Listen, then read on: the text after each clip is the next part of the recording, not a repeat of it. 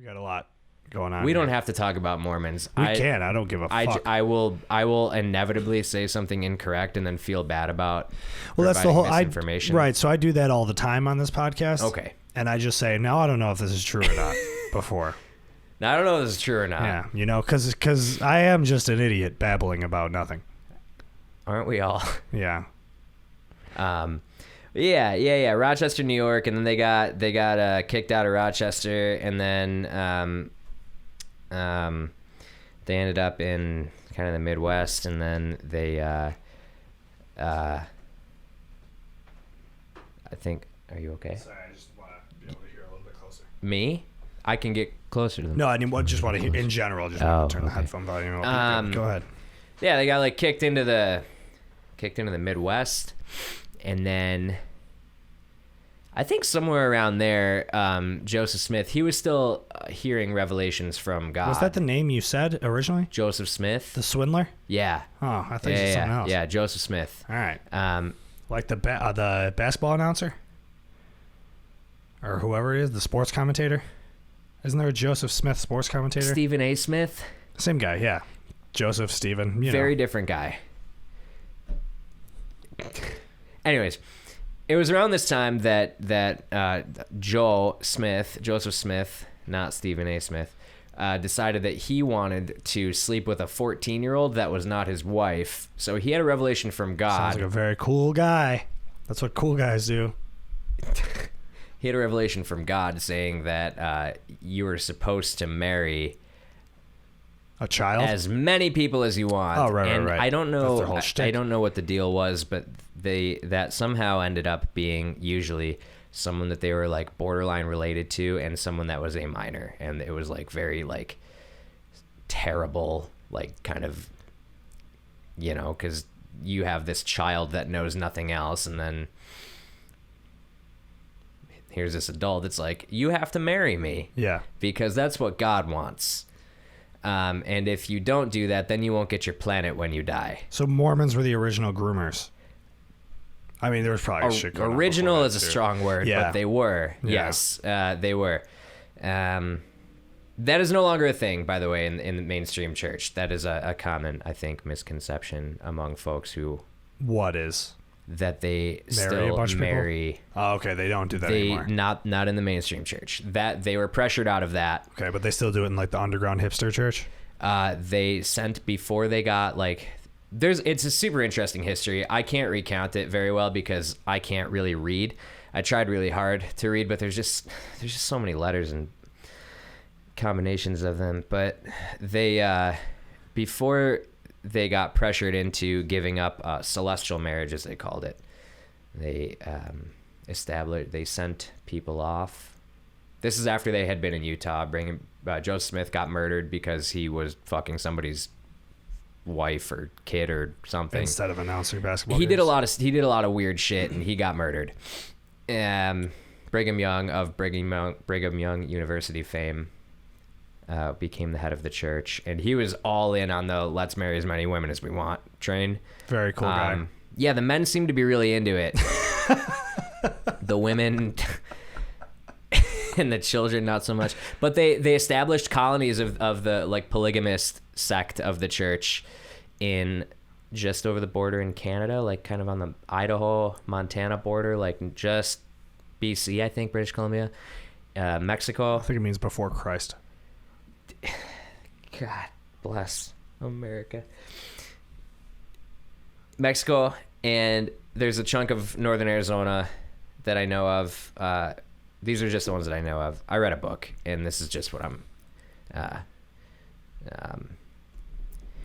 it's a chunk of northern Arizona that's cut off by the Grand Canyon.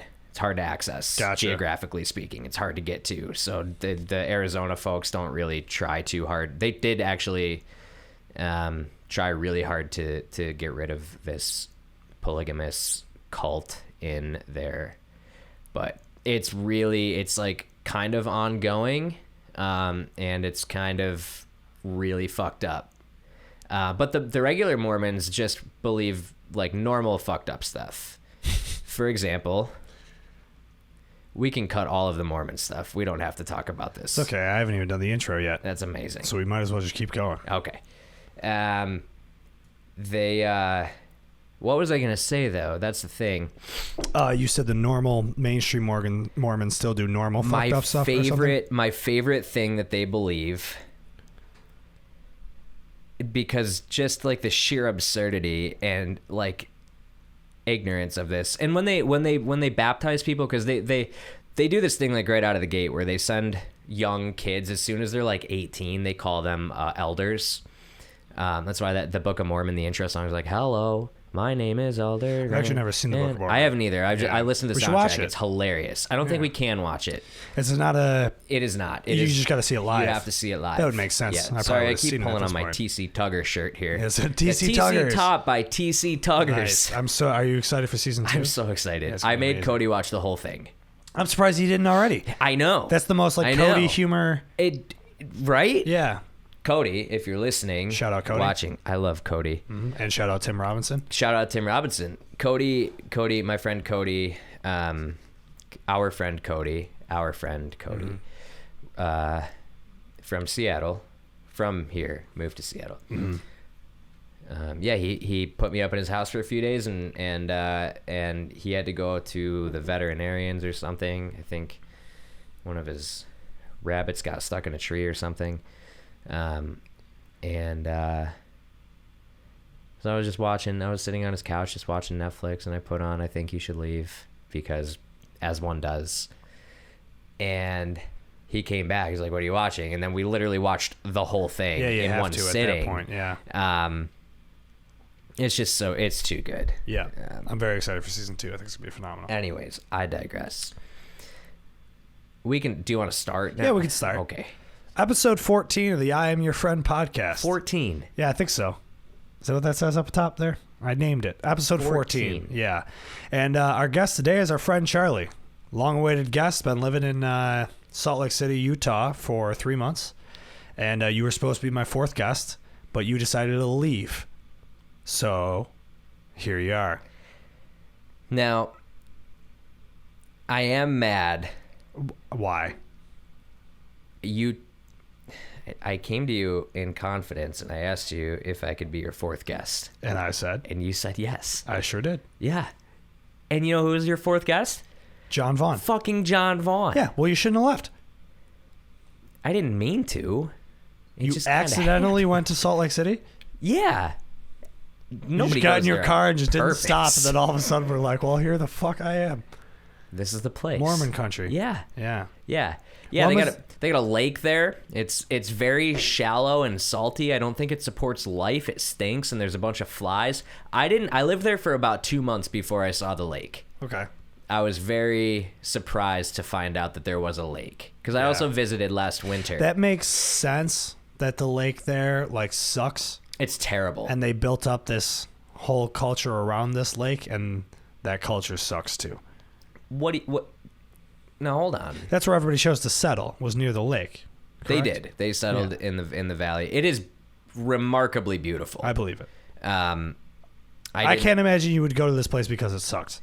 So it's amazing. I assume it's very nice. Yeah. Like I saw pictures. I don't have anything bad to say about it. I had the best time of my whole life. Right. It was an amazing place. I had like. Are you a fan of shoulder season? I know you like the fall. Shoulder season, Love the fall. Do you like the spring? I don't know. I only know Buffalo spring, which I feel like is not a very good spring because it's really just like a post-winter. It's terrible. Yeah. I historically just have hated the spring. Yeah, the spring in Buffalo is just like bipolar. It's just like, you know. Right. Like for me, for those of you who don't know me, I'm the host of this podcast called I Am Your Friend. What the fuck is happening here? Starring Aiden. You're Aiden now? You're my 14th guest. 14th guest? It's only episode 14. I haven't had that many guests. Who are you? What do you do? Tell me everything. I mean, look, I'm the host of this goddamn podcast. I will not be ridiculed. Are you sure? Oh, no. What is happening?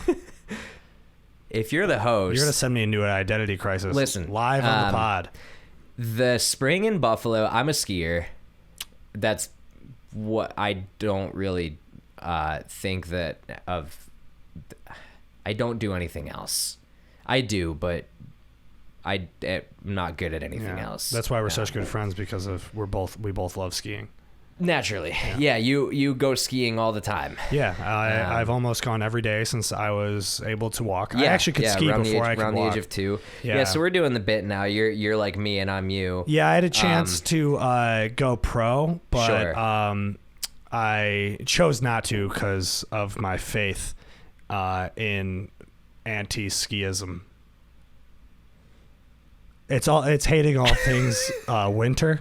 Oh, is this new religion I found? Yeah, I get it. It's cold and stuff, but so anyways, the spring here. I've never gone skiing in my life. You're doing great. For the record. We'll fix that because I did take you on your first roller coaster. I talked about that on the podcast. I know. I remember. I listened to it. I'm gonna listen to it. Long time listener, first time caller. I do have some notes in my bag. If you want to, we can go over those at any time here. Okay. I was just, this is it's like a comedy podcast. Is that what you consider it? It's up in the air. Whatever the episode turns into is what it turns into. I was just kind of like naturally flowing organic conversation, and if it turns into a comedy podcast, it turns into a comedy podcast. All right, because I was just wondering if it when does the comedy start? All right. I'm sorry. You're doing great. Cheers. I'm happy to be here. Oh my God. So the spring in Buffalo sucks. Is terrible, right? It's just like cold and like freezing rain, and there's not enough snow to do anything interesting with anymore because it all melts. Right. And I'm just mad. And it's just, it keeps like shit raining and sleeting and like for what seems like forever, and there's like nothing, and everything's brown and gross and like dead still. And then in April you get like 2 to 3 nice warm weather days. Yeah, the fake out, the false spring. Yeah, and then it'll snow again, which is fine. It does that every year, but like, and occasionally as like a skier, it's cool because you'll get enough to like go walk up the hill and get a few more turns in, and it's like, oh, it's April. This is great. I'm still skiing. Sure. Like usually, like there was a year I remember that we got 4 feet on an April day. Whoa. And it was the best day because people stopped caring. Part of the reason I had such a good time in Utah, which is notorious for like long chairlift lines these days, anyways. There's a whole deal there with the. There's like a mountain collective kind of a deal that has a season pass that they came out with that a lot of people hate. It's kind of like a monopoly, essentially. Sure, I've heard of such things. It all started, we'll get into that another time. But so I know those exist in Colorado as well. Basically, these giant ski resort conglomerates almost, yeah. So Vail Resorts they're the bad guy, objectively. They're the Walmart if you're a skier. If you're a skier, you don't like support them. Yeah, it's so tough though, man, because like it's like Amazon. Well, they it started out of Vail, Colorado, as a ski resort in Colorado, and then they started buying up all these ski resorts, and then they made this pass that gets you into all of their resorts called the Epic Pass, and it sounds like a great deal because you can go to all these amazing places, right? Yeah, and they use words like epic. Well, the problem is they're like buying all of these local like mom and pop places and commercializing them and cleaning house and firing all the people that worked there and yada yada yada and making like a really lame kind of a thing. Like skiing is like, it's such a like, you're outside sliding down a mountain on 2 pieces of wood that you strap to your feet. Snowboarding too. Like when I say skiing, I'm including all of it. Any way you choose to get down the hill. Extreme leisure. It's all good. It's all amazing. It's all fun. But these people like, I don't know. Oh, okay. So the thing with the Utah people who aren't watching the video to just listen to those awkward sounds. What has happened? We cracked beers. We're drinking Labatt Blue Light. I haven't had Labatt Blue. Actually, I did. I found Labatt Blue in a grocery store in Utah. Yeah, the Labatt Blue Heavies. You can find like a 6-pack of bottles pretty much anywhere. Yeah, I found that. I also at that same store found Frank's Red Hot and Ruffles All Dressed. Wow. Which previously was like you could only get it in Canada. Right. Same thing with Labatt. Yeah. Well. So, anyways, back to the spring. I gotta try to keep myself reeled in here because I get my head doesn't get all floaty and this is fun. Yeah, I'm having a great time. Good. Wow, that was great. Ski conglomerate. Yeah. So, anyways, basically, the spring to finish my thought here. The spring in Utah is amazing because when I got there, I left here Buffalo on March 26th. I drove for 2 days, and on the third day, I drove like a lot. I drove 12 hours the first day and like 15 the second day, and that put me in southwestern Wyoming. And I woke up the next day. I only had like 2.5 hours to go, and I just drove down and skied with my friends. It was a Sunday. It was a really nice day. It was like 60 degrees on the mountain, which is really warm, but you have to understand, like, they get an obscene amount of snow in those mountains, so it takes a long time for it to melt. I went skiing, and like you get back down into the Salt Lake Valley, so like, you know, up in the mountains it's colder because of elevation. Science. I personally choose to believe science. I think it's kind of rad. Yeah. I made a volcano for a science fair project one time. Did you? Yeah, it was pretty rad. The lava came out of it. No, it didn't. Why should I believe you? What are you, some sort of science fourth grader? No, I do my own research, actually. Okay. And I know that on the toilet, volcanoes don't actually erupt naturally. Yeah. That's what I found. Okay. Through my own research. So just like, be a free thinker. Don't be a sheep and just think that like volcanoes just erupt because somebody told you they did. Yeah, now that you mention it, I've never seen a volcano erupt. Right. I've only just been told that they erupt. If you can't see me right now, I'm rolling my eyes. Yeah. Very heavily. Anyways. So back to science. Careful. It's fine. It's fine. We're good. Oh my God. Okay. We're good. Okay. It's foaming up a little bit. I got a little aggressive on the table because we started talking about science being real, and that really just riled you up. Riles me up. I hate when people say science is real. It's the worst, isn't it? Yeah. When people say things that make sense. Oh God, it just makes me so mad. Yeah, my favorite musical artist, David Byrne. I almost just said the Real Big Fish. That's incorrect. David Byrne of the Talking Heads. Yeah. No, is that right? I don't know. I'm losing my mind right now. It's the Talking Heads, right? I have no idea. Do we I have don't a listen fact to Talking checker? Heads. I have. Do you have a fact checker? Bro, I'm a one-man show over here. What kind of podcast is this? You don't have a fact checker. I'm the fact checker. I'm the fat checker. The fact checker. Talking Heads. David Byrne. .com. The record is called Stop Making Sense. That's the joke that I was pursuing here. He is the lead singer, principal songwriter, and guitarist of the American new wave band Talking Heads. Is that what you said? Yeah. Take me to the river. Yeah. You know. Anyway, Stop Making Sense. Name of the record. Love that because when people make sense, it makes my head hurt, and I don't like that because I can't read no good. Right. So many letters. Yeah. I think we've been over this already. You just trusted that me telling you that was the truth about David Byrne being the singer of the Talking Heads. You're just a sheep, bro. You got me there. Why don't you just do your own research and why don't you find out? I don't know where my phone went, to be completely honest with you. All right. It's not where it normally is, which is in my front right pocket. Yeah. Maybe it's out on the deck. We'll find it. Little worried about that. We'll figure it out. It's right behind me. It's right behind you, bud. Okay. Anyways, I'll cut it out with the do your own research bit for now. I'll bring it back later, though. Okay. Don't worry. You're doing great. Salt Lake City. Congratulations. Are we gonna cut that out on post or no? Okay. No, I never cut anything out. Amazing.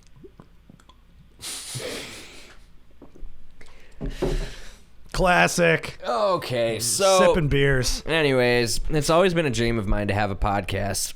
I'm so happy that I finally got to make this dream come true and that you got to be my fourth guest here today. I'm gonna throw up. I'm doing a bit. That's gonna be this whole thing. This is gonna be the most frustrating episode anybody's ever listened to. There's no threads to follow. Yep, because people are just gonna be like, I don't know when they're not doing a bit and when they are doing a bit. I don't know when I'm doing a bit anymore. That's what I'm saying, bro. Nobody can tell. Yeah. It's amazing. It's phenomenal. People that have known me for years hate me usually.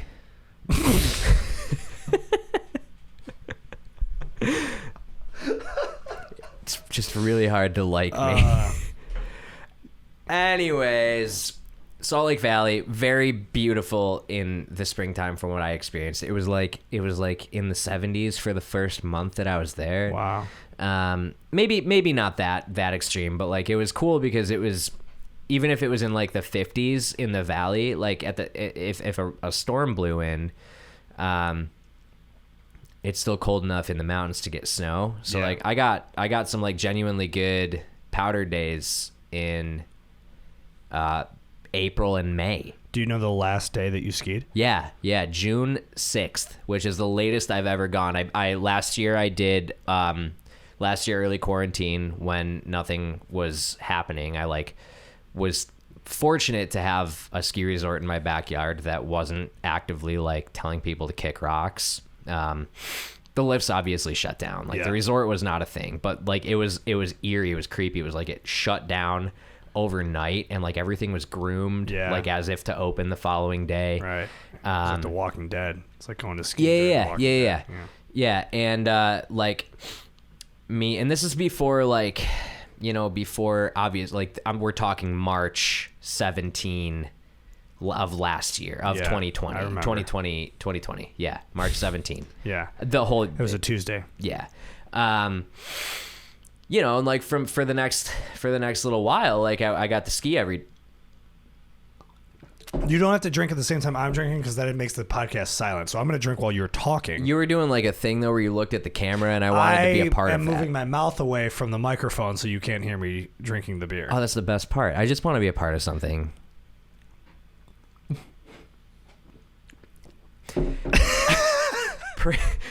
Preemptive apology for when I inevitably spit beer either all over your computer or your microphone. Yeah, we can clean it up. I'm sorry. It might happen. Train of thought is dead. Left the station. Yeah.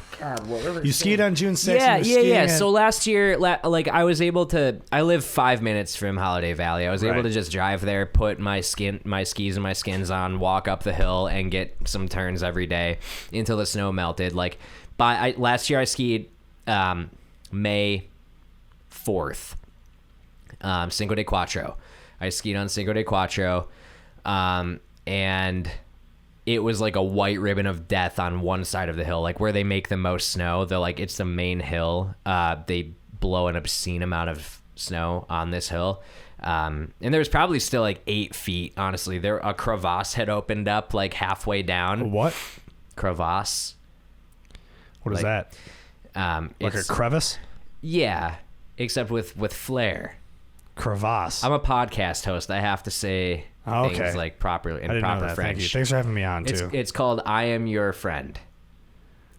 I Am Your Friend Crevasse? Starring me. Crevasse. So there's pictures of me. I got down inside of this thing.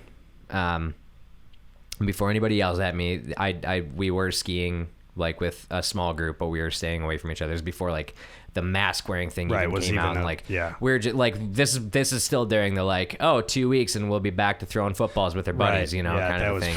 Wow. Isn't it funny how the escalation happened so quickly? Yeah, I remember we were supposed to go back to work April 18th. Is what they were telling us. Pass. Yeah. So anyways, there's a picture of me and the snow is still above my head, and like that's how much snow they blow on this hill in Western New York, like because we have to rely on that now because climate change is this thing. Shout out climate scientists. But is it?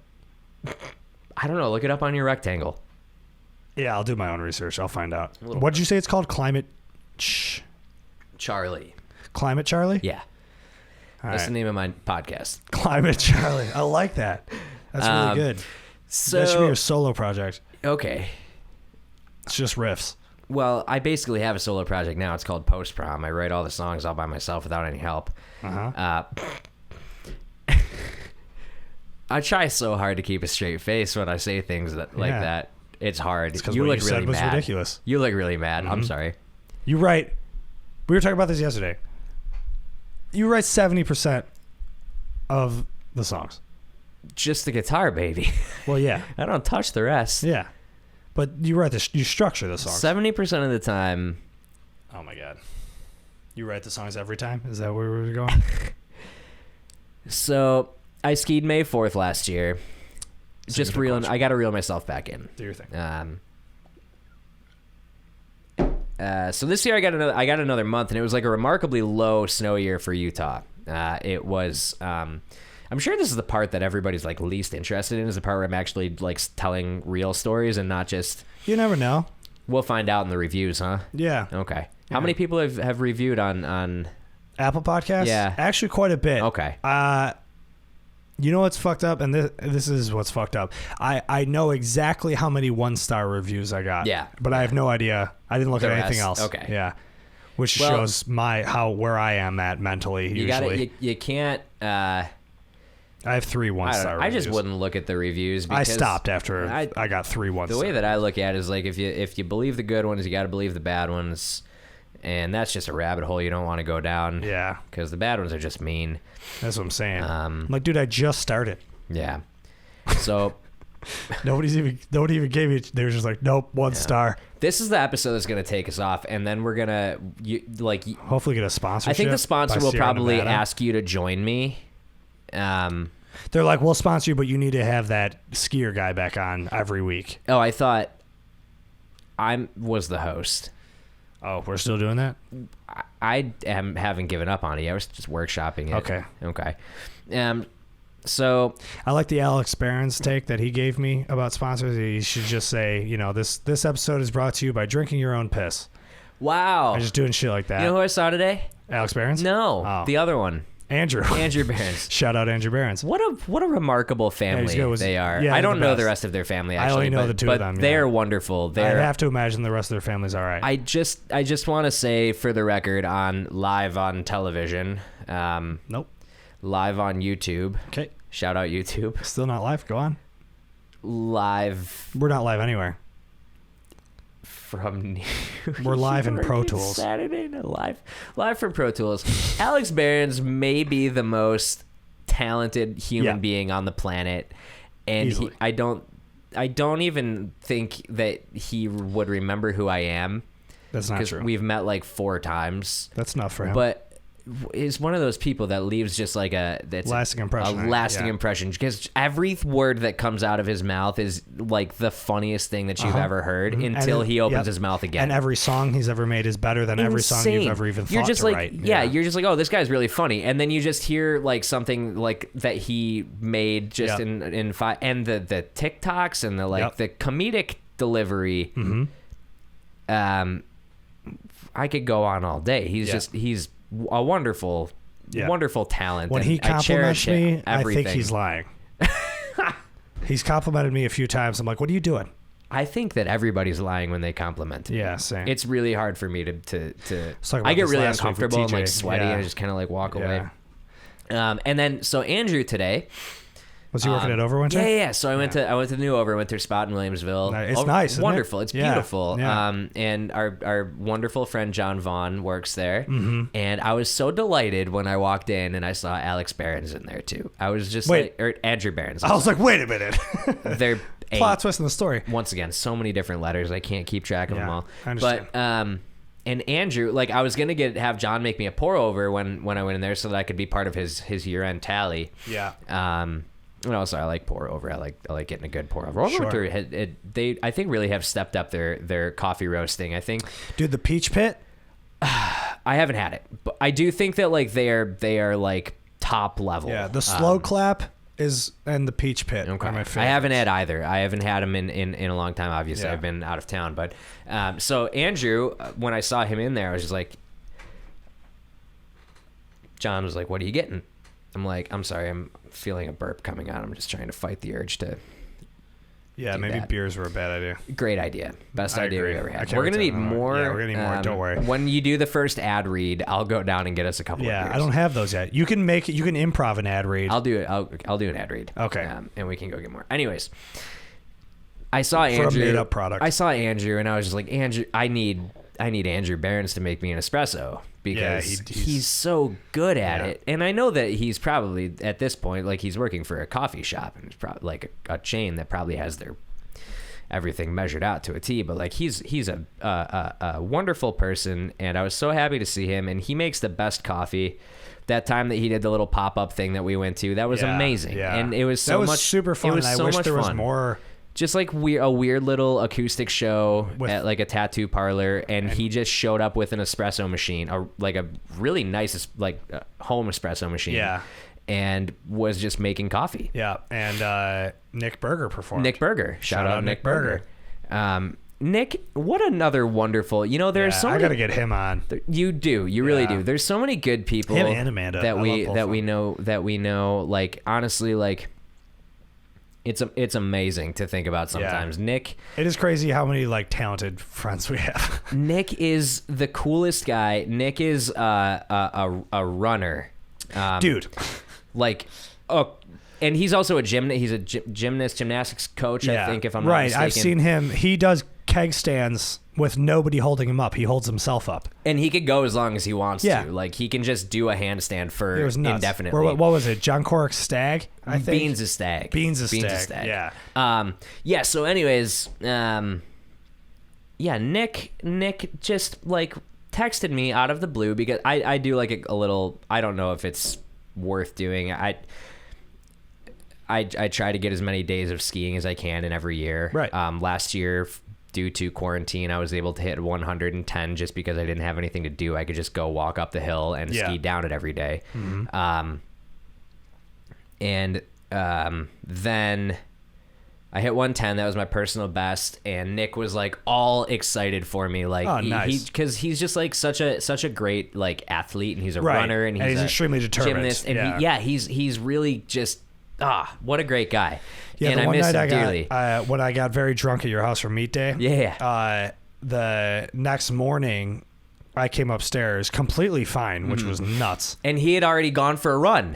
Right? He's sitting there, right? So he's sitting at your kitchen table drinking a cup of coffee. Yeah. And I come upstairs after making a fool of myself the night before. After having 18. A lot. Yeah, we tallied it. We counted. There's a shirt somewhere. Yeah, of 18 blue lights in, like, I don't know, 3 hours on an empty stomach, and Lexapro. Great combination. And then so I came up that morning with no recollection of the night before, and came up and grabbed myself a cup of coffee, and Nick's sitting at the table, and I was like, "What's up, bro?" He's like, "Oh, not much. Just got back from a run." It's like 7 a.m. Yeah, I'm it's like, super early. And he just was crashing at my house. He doesn't live... And we're in Ellicottville, okay? Very hilly. Oh, yeah. And I'm like, you went for a run? He's like, yeah, I didn't do anything crazy. Only like 3 miles. Yeah. It might have been more than that. He might have think it was 7 like 8 miles. Yeah. I think he said 8. And I was like, through Ellicottville, 7 miles. 8 is a lot of miles. Casually. Yeah, casually. After getting... I mean, I don't know if he was... Does he? He drinks. Oh, yeah. Yeah. Oh, yeah. He... Yeah, I was just saying he was doing keg stands. Of course he drinks. He did the meat Olympics. Yeah, I mean, as I just said, I don't remember much of that. Yeah. So I don't know who was doing what. What a great day for most everyone that was there. I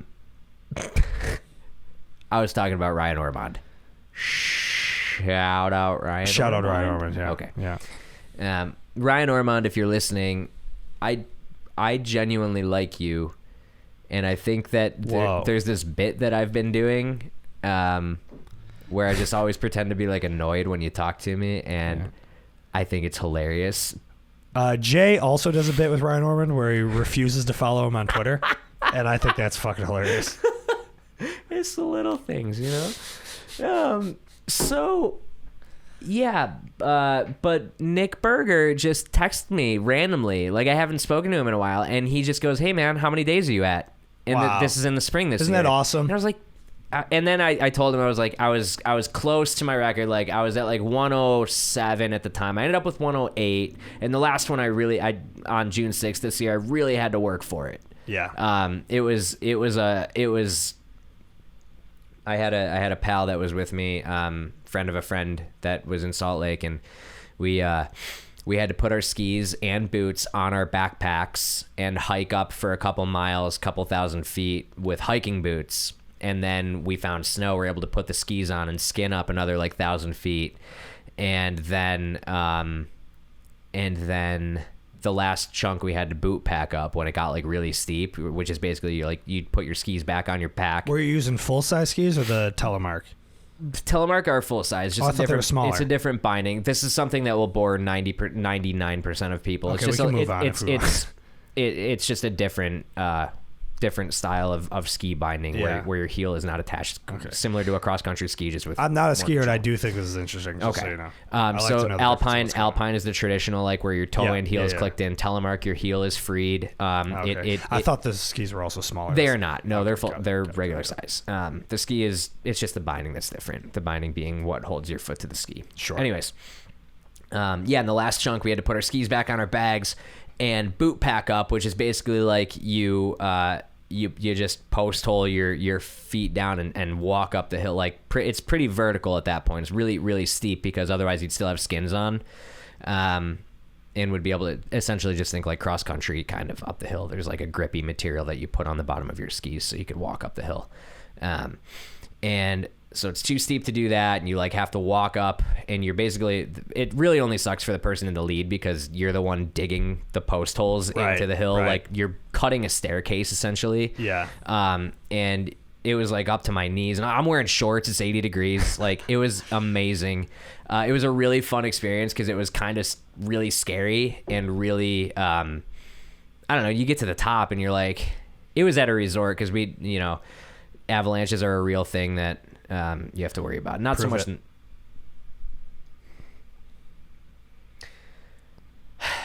I can't. Okay.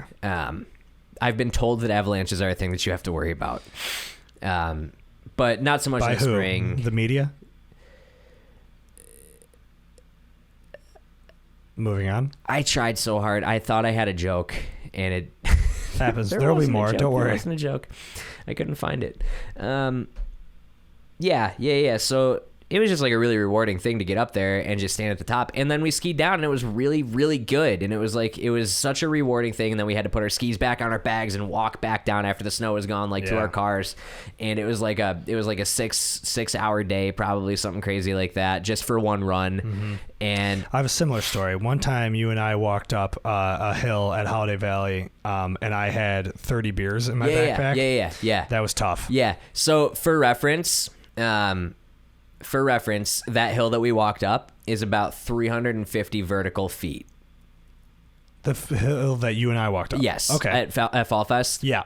Between 350 and 400 would be my best guess. Uh-huh. Maybe 5, depending on the route we took, but I'm gonna say like 450 is We were max. walking at a steep angle. Yes. Yeah. We picked the the shortest distance between 2 points is a straight line, so that was kind of the so anyways, we that was about 450 feet, I would call it. Okay. And this one that you did 3,000. Yeah, so it's like the same. So right, and I had 30 beers in my backpack, and it was hot out. It was really hot. By the time we got to the top, I was sweating. Yeah. I had to sit down in the shade for a while. So I know what you're talking about. I've been through something like that before. Sure. Yeah. We've one of the coolest things, I keep like going on about it, but it's like I'm feeling it. I never really thought about it too much, I guess, when I first moved out there, but like there's no humidity in Salt Lake City. Very dry in the Southwest. Yeah.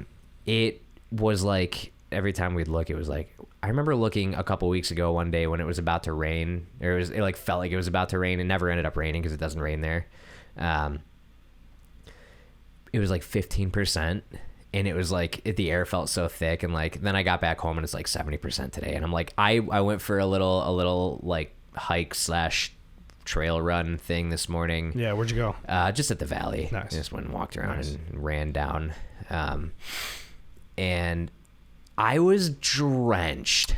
Yeah, today sucked. Like drenched. Yeah. And I haven't like actually sweat since I moved out there. Yeah. And especially in the winter here too, it's very dry. Right. I thought that was kind of interesting. I found out how like the whole sweat aspect works with the humidity thing. When there's so much moisture in the air, you're always sweating, right? Like whenever you do activity, you're like whatever. That's how your body like cools itself down. When it's humid, the air does not accept any more moisture, so your sweat does not evaporate. Okay, that makes sense. When it's really dry, you sweat and it evaporates like right away, and that's you don't ever feel like sticky or gross, which is why it's much more. That's why Florida is the worst place on the country, on the planet. I feel like there's worse places, but Florida's you think than bad. Florida? Yeah. Name one quickly. I don't know. Quickly. I mean, I feel like just like we've just established Florida is the worst place on the planet. I don't know. I guess it depends on what you mean by worst. Like weather-wise, like I feel like the Middle East has got to suck. Everything about Florida. I can't imagine some countries in the Middle East like being, I don't know, I guess I've never been there, so I can't say it, but, or just like, third world countries seem not great, not that it's their fault or anything, but they just don't seem like desirable places to be, if I'm being honest. Okay, but Florida has Tom Brady now. Oh yeah, I forgot about that. Fuck. No, yeah, I would rather go to a third world country. I think. Just every time that I feel like just a twinge of respect for him, I just get reminded that he's a huge piece of shit. Yeah, he really is. I did like when he won the Super Bowl and got super fucking drunk on that boat though. That was funny. Yeah. In the middle of a pandemic with a bunch of people that weren't wearing masks. All right. I guess I forgot about that part, but it was still funny. I was just looking for an excuse to be mad at him, probably. Aren't we all? Yes. Yeah. Florida, terrible place. 0 out of 10 would not recommend going there. My brother lives in Florida. Alligators. My brother lives in Miami, and I used to rep Miami a lot because, Florida gets a bad rep, but Miami's a dope place. However, they did just have that building collapse. Oh. You didn't hear about that? It's on the news every day. No, I don't look at that. Good for you. A building collapsed, and there's a bunch of people missing. Oh, my. Yeah. That's not good. Yeah, it's not good. It wasn't actually in Miami, but it was Miami-Dade County, and it was just right outside of Miami. And this, and it's just because, there's... I'm surprised. If there's not a conspiracy theory, I'm going to start it right now, that the building was destroyed on purpose to pass the infrastructure bill. Go spread that around to your Republican family. They'll love it. Okay. It's so easy to buy into. Okay. I did. Florida is the worst. It's the worst, Governor, right? Yeah, Ron DeSantis is a piece of shit too. Yeah. Yeah. And Matt Gaetz is down there too. That guy sucks. That guy's the worst. And Tom Brady. And that guy's the worst. And the Dolphins. Not to bring up sports or anything. The Miami Dolphins, this is a controversial take, but they have the best color combo in the NFL. They do have good colors. Far and away. That teal and orange is so good. Yeah. And it makes sense for Florida. I kind of like the Dolphins for it. Yeah. I know that's a dumb thing to say because Bills. I mean, I'll like any team that has ever had Ryan Fitzpatrick in their wheelhouse. 100%. He's the greatest human being in the NFL. Maybe not. Yeah, I mean, he did go to Harvard, which makes. I feel like we are only 1 degree of separation from him. To be fair. In what aspect? We know his nanny. We do. Shout out Kristen Krishon. Is that how you say that? I think so. She'll let us know. I thought it was pronounced Johnson. Got it. I got you. That's amazing. Cheers. Yeah.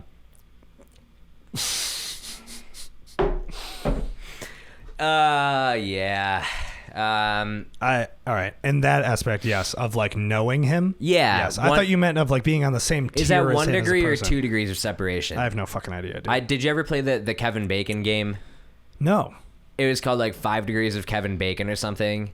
And the game is Is this this? It sounds similar to the Wikipedia game. Yeah. You I don't know the Wikipedia game, but it is a game, so they are similar in that aspect. But you say a famous person, an actor usually, and within 5 links you have to get them back to Kevin Bacon. I don't know why Kevin Bacon, but the Wikipedia game is you have to. People basically give you 2 things. Okay. And any 2 things. Could be anything as long as they have a Wikipedia page. Yeah. Which basically everything does. Sure. So you have to start on one and make your way to the other only by clicking the links within a Wikipedia page and see how fast you can do it. Yeah. Or is it 12 degrees of Kevin Bacon? I don't know. There's a game with Kevin Bacon, and it sounds delicious. I do like Kevin Bacon. I stole that from a Jim Gaffigan bit. Oh, I'm sorry. I just gotta give credit where it's due. Is he the one from the Truman Show? Jim Gaffigan? Yeah. Are you joking? I don't. He might be. I wouldn't rule it out. No, he was The star of the Truman Show. Oh, okay. You're doing it. Harry Truman. Yeah. Harry S. Truman is what the Truman Show is about. Yeah, and it was played by Jim Gaffigan. Yeah. What was Truman Burbank? Truman was his first name. Yes. What were they thinking there? Great movie. It's a weird scariest movie I've ever seen in my life. Yeah. And I don't mean that ironically. Like the first time that I watched that, I didn't sleep for weeks. It's in my top 5 of all time. Favorite movies, yeah. Yeah, when I was working on my solo record, it was Post Prom record. I ended up naming a couple of songs on the record. Don't give me that look. He's giving me this look right now. It's kind of funny.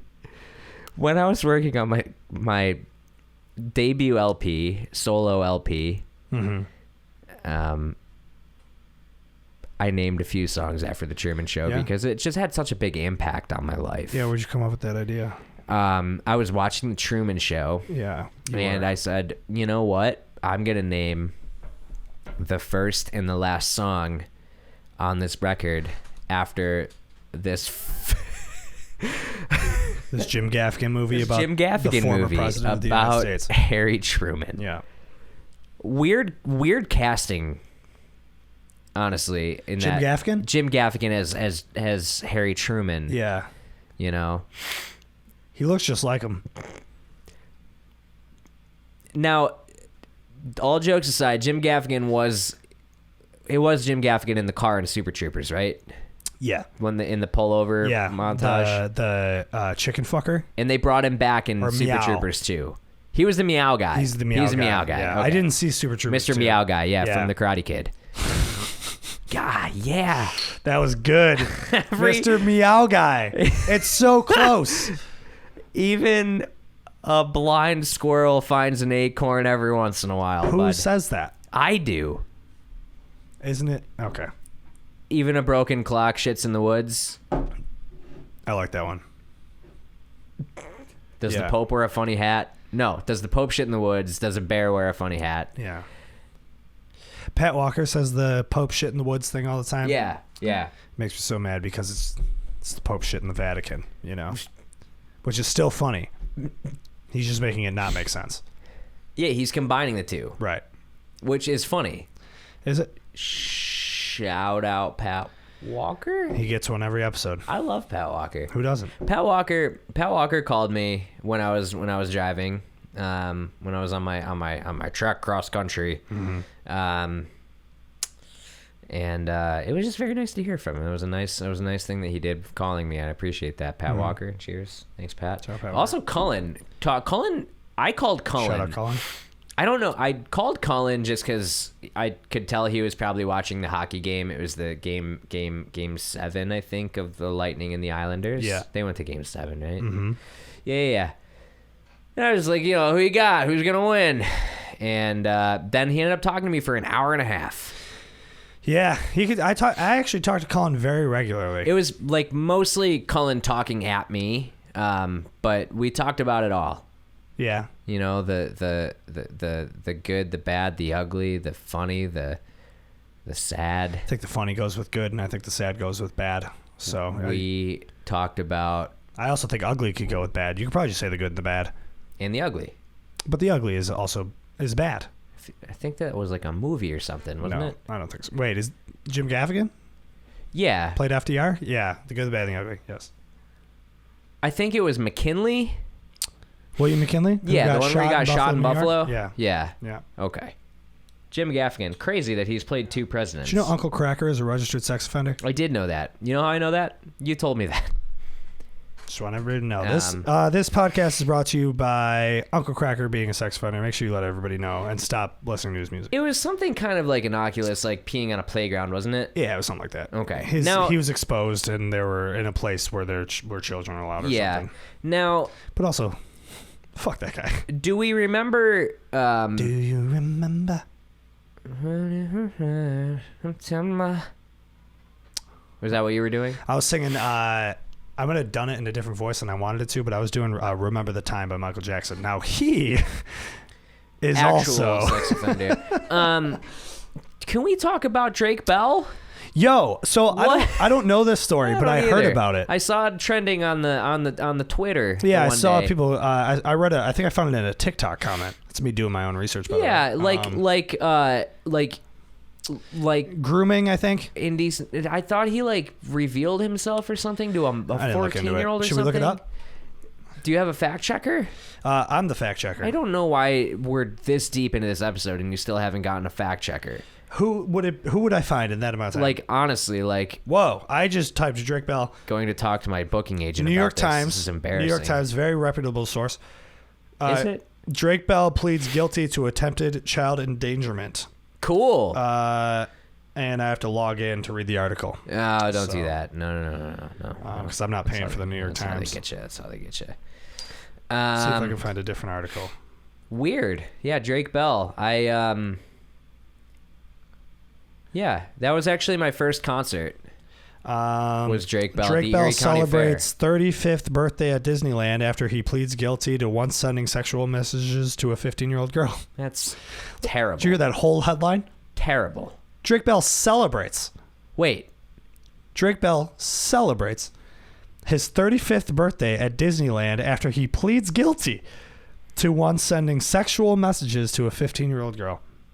Source, the U.S. Sun. Sounds like a fake newspaper, but seems good to me. Scumbag. And there's pictures of him at Disneyland with someone who appears to be his girlfriend. He's walking a stroller. Huh. You don't say. Yo, this is nuts. Last Wednesday, the Drake and Josh actor, real name Jared Bell, the worst, pleaded guilty to attempting to endanger children after a 15-year-old girl said he sent her inappropriate messages. Later that day, he performed music for his followers on Instagram and has continued to do so every day since. Talk about a guy who doesn't get it. I'm stuck on the Jared thing. Do we think that is like a trigger for like... Don't trust no motherfucker named Jared. That's what I'm saying. Like the Subway guy. Yeah. Also scumbag. Yeah, child porn. Yeah, what the fuck? Maybe they're Mormon. Well, maybe. Bro. What happened? I feel like this article is satirical.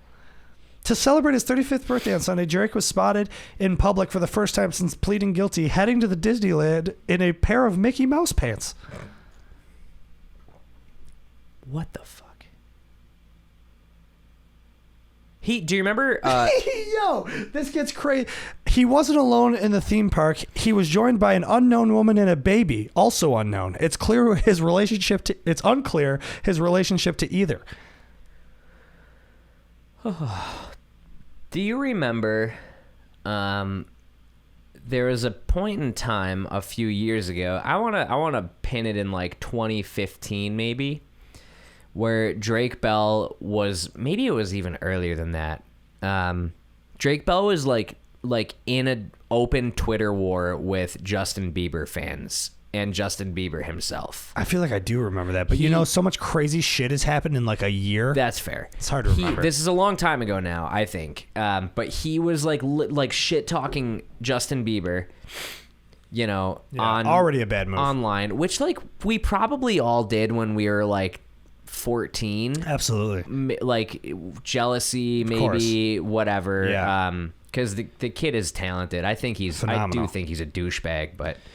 Yeah, I like him though. I got a little douchey in me though. Everybody knows that. I think that. Yeah, I do too. I'm just accepting it at this point. Yeah, I can't read. So he would just go on Twitter and just like shit talk Justin Bieber, and then the Beliebers all came after him, and Drake, and they're just like these random like young girls and like fans and stuff. And Drake Bell is just like motherfucking them all over the place and like quote tweeting them and dragging them and just like what are you trying to prove? He was like the guy from Trapped. Yeah. Did you see that guy like? I don't know what happened. I just saw a tweet. Look it up. He just like posted a pride post the other day. It was like I don't like the most save face kind of like don't ruin my career move. Oh, it's deleted now. That's Their even account better. is gone. That's even better. Yeah. That's even better. What a jabroni, you know? Segue, one of my favorite things about the Mormons is that they do not curse. Oh, wow. So they invented, they say, oh my heck. Come on, make it make sense. Isn't that amazing? Oh my heck. Doesn't it sound like someone from Wisconsin? Like, oh my heck. It sounds like... You ever see Fargo? It sounds like an alien that doesn't know how... Cursing? Yeah, anything works, and they just start combining words together. I saw it when I was leaving the city the other day. They got out a sign, oh my heck, you're leaving Utah. No, actually, there was a Budweiser ad. It's just like, oh my heck, aren't these prices great, or something like that for a six or a Budweiser. Taking advantage of the Mormons. It was amazing, which is hilarious because they don't drink. Oh, they don't do that either. No, so it's that's a really fun. Oh my god, I'm sticky.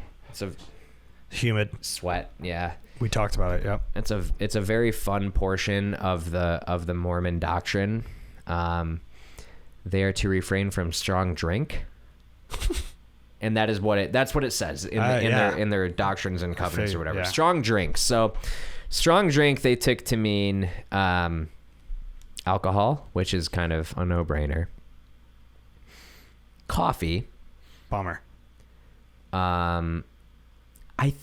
This one I might be mixed up on, but I'm pretty sure it's like they can't drink hot tea, but they can drink iced tea.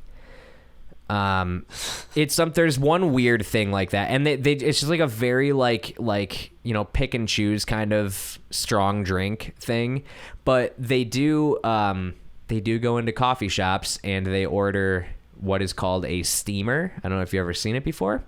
Do you know what a steamer is? Steamer to me sounds like a hot shit. It is a glass of frothed milk. That's anybody ordering. They sell them in you can get it at Starbucks and stuff. It's like kids drink it, but it's just funny picturing grown adults going into a coffee shop and walking out with a glass of hot milk. Jesus.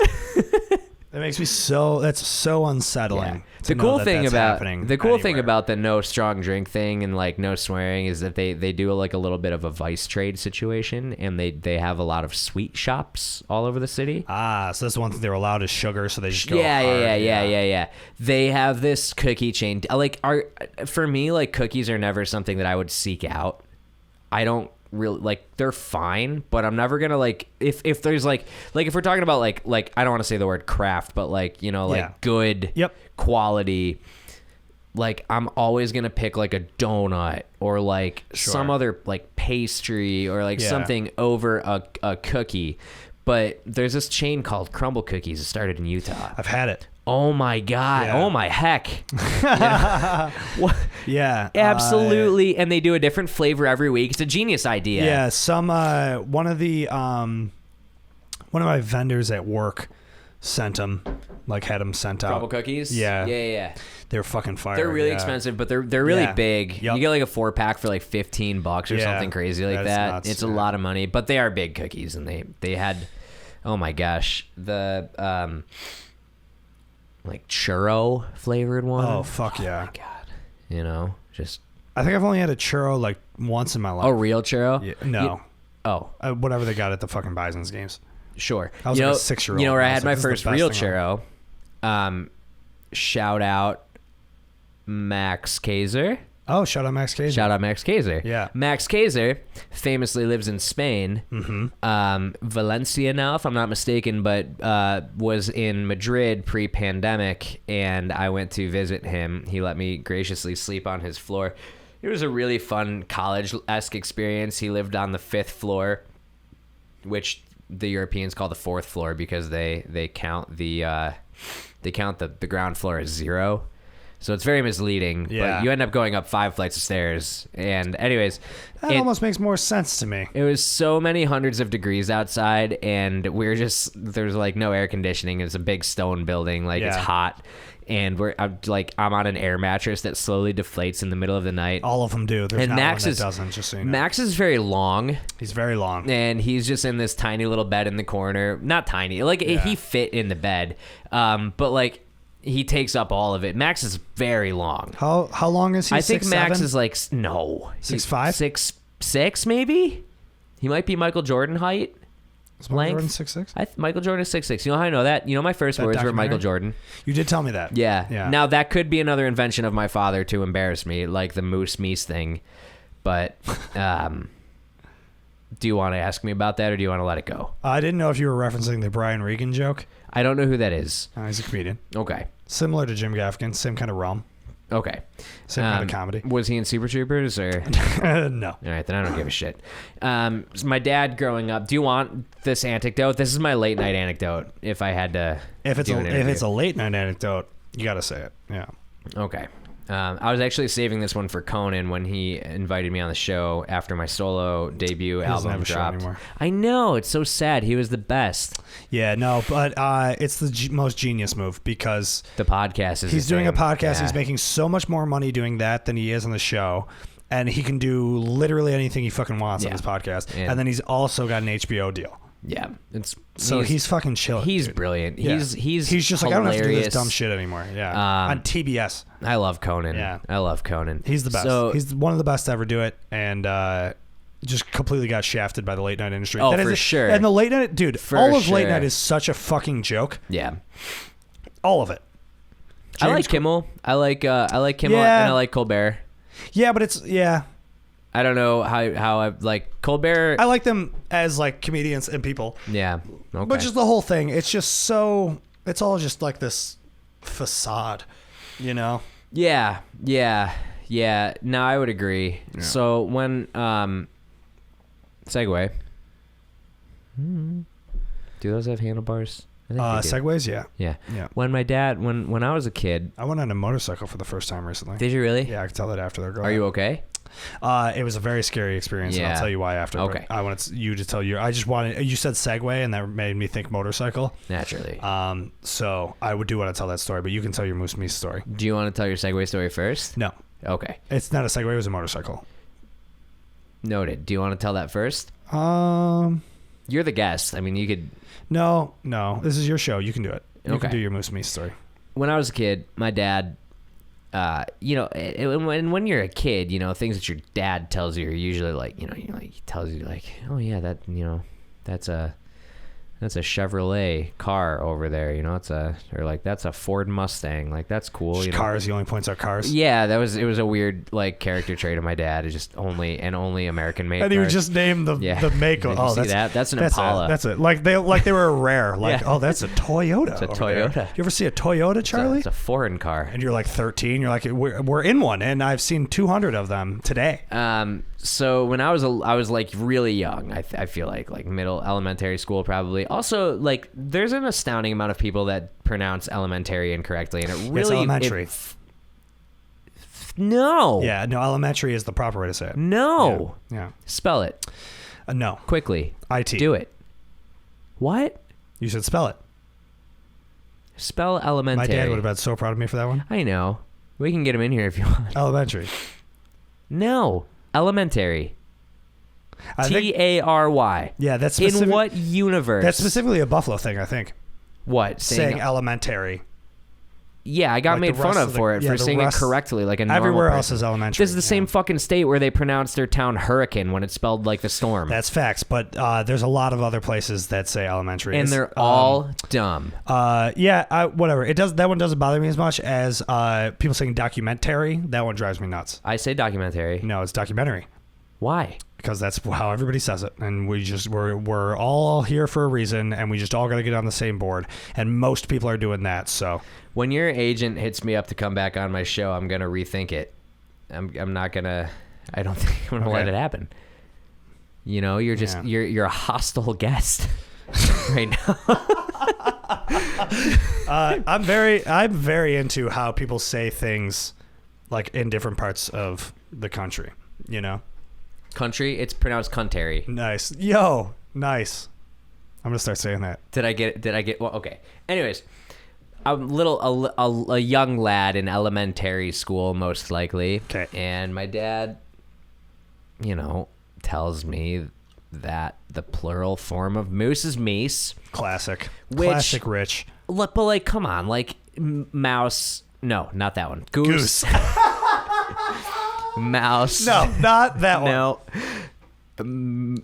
goose, geese. Yeah. Like I can't believe you don't know the Brian Regan joke about this. It checked out because like the English language at its core is bullshit. Absolutely. And it doesn't make any sense. So like, yeah, I like whatever. I'll take your word for it. Like I have no reason to doubt it. And, you know, he does what I do, like where you say with a straight face and just kind of like, in his old age now, he is cracking a little bit, and he thinks he's too funny for his own good, and he'll crack up when he does this. But like, yo, finish your story. Actually, I'm not gonna cut you off. What do you want? Finish your story. Okay. Fast forward to when I'm 18 years old. My dad is the children's ski school director at Holiday Valley, and I worked I was 18, and I had been there for like 3 or 4 years. And this is actually the same day that I met Devin. Another horrifyingly awkward story. This is a bad day for me. Okay. Just meeting Devin in general was like traumatizing. Okay. Not even because of the story, just because of the fact that now I know Devin. Yeah. I'm kidding. I love you, Devin. Yeah, shout out Devin. Please don't air this. I can't. It's your show. I can't say anything nice about him in public. Okay. Only when anyways. So they do this employee breakfast every year for the ski school staff, and like, you know, everybody's hanging out. We had a big buffet from the lodge and everything, and it's before we go to work to teach for the day. And I'm sitting at a table with a bunch of my friends, and we were talking about animals, and I was like, oh man, my favorite animal, I love meese. Like, they're one of my favorite animals. And I said it like very straight, like, not because I was doing a bit, but because I meant it. Like, right. I thought that's what it was. Sure. I don't know how it took me that long. Yeah, so, you lived in a small town. My friends are just like, have to come along that word. They're just like, so did you just say meese? Yeah. And I was like, yeah, like the plural of moose. And they're like, the plural of moose is moose.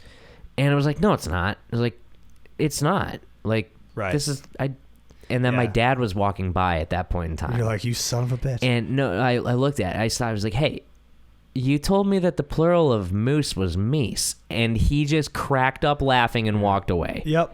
That also and then the whole like, table just starts laughing at me. And then I met Devin, and it just got so much worse. That also sounds like the Tom Segura bit about his dad telling him that Tommy Lee Jones was gay. And then Tom Segura just kept telling everybody that. And then someone was just like, no, he isn't.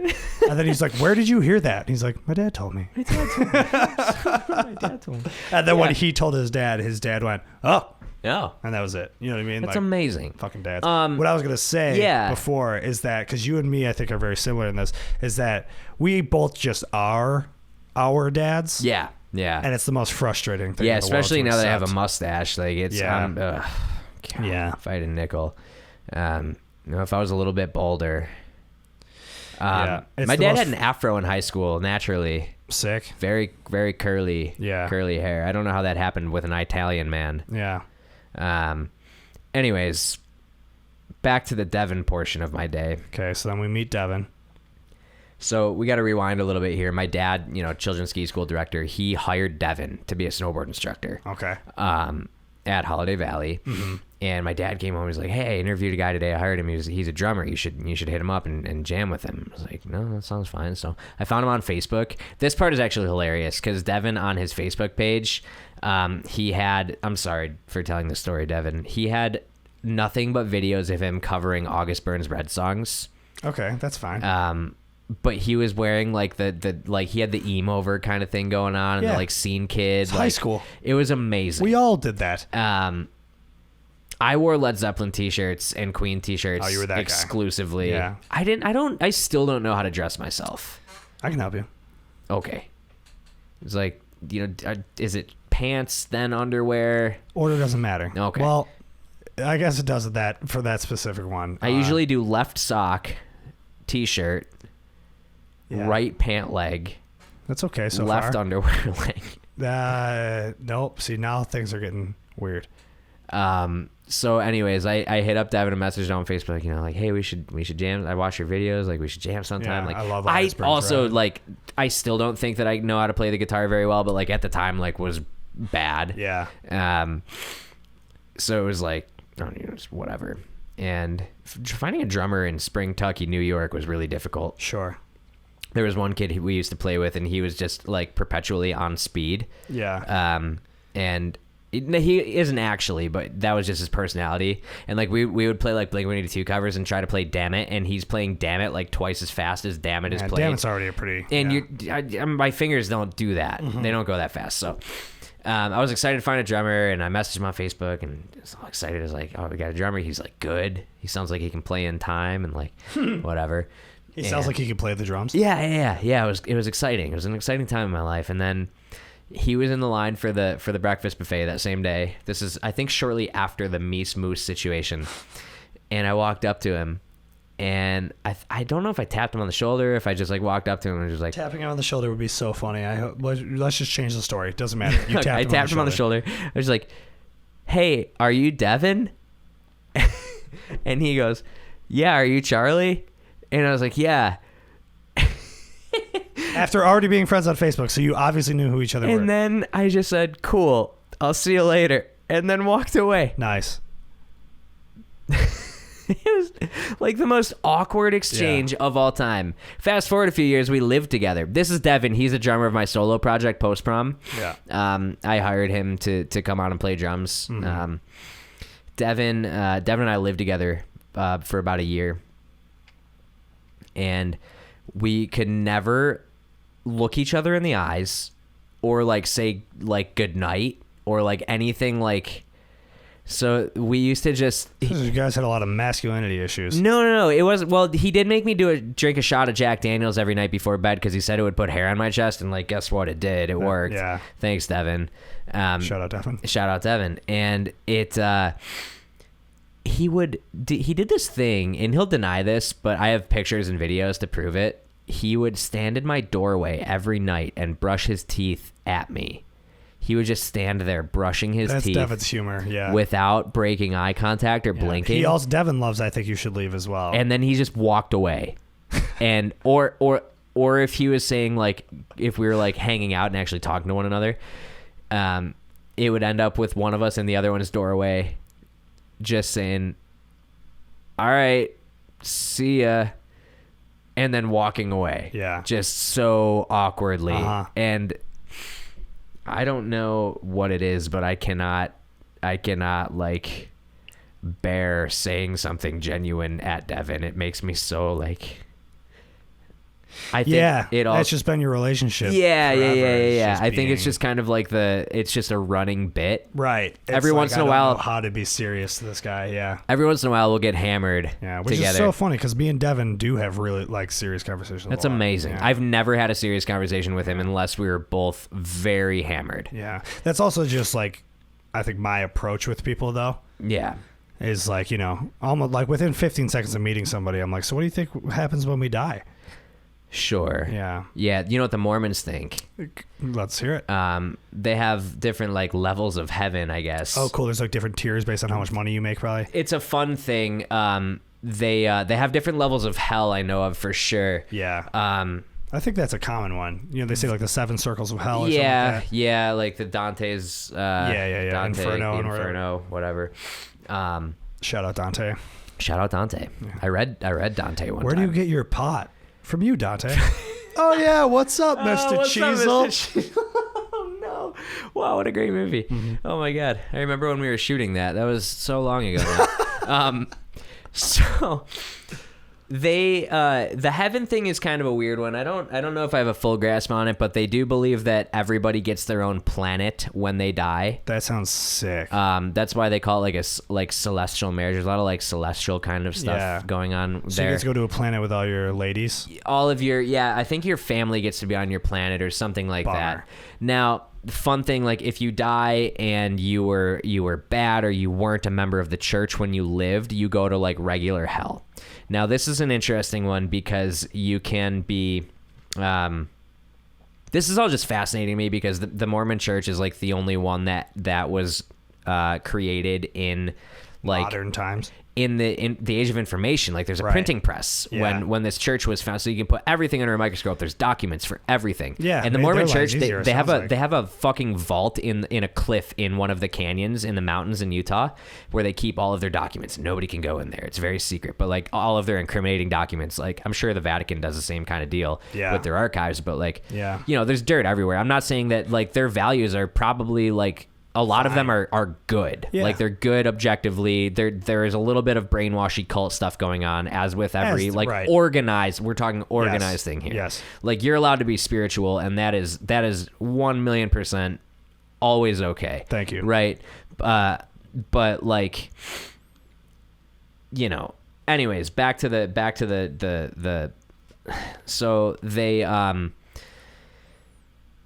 You have your planet if you die. So if you die and you're bad, or you're not a member of the church, you're not baptized, right? Right. You go to hell. Now this, like I said, this is a fun one because they actually got into trouble for this recently. Classic.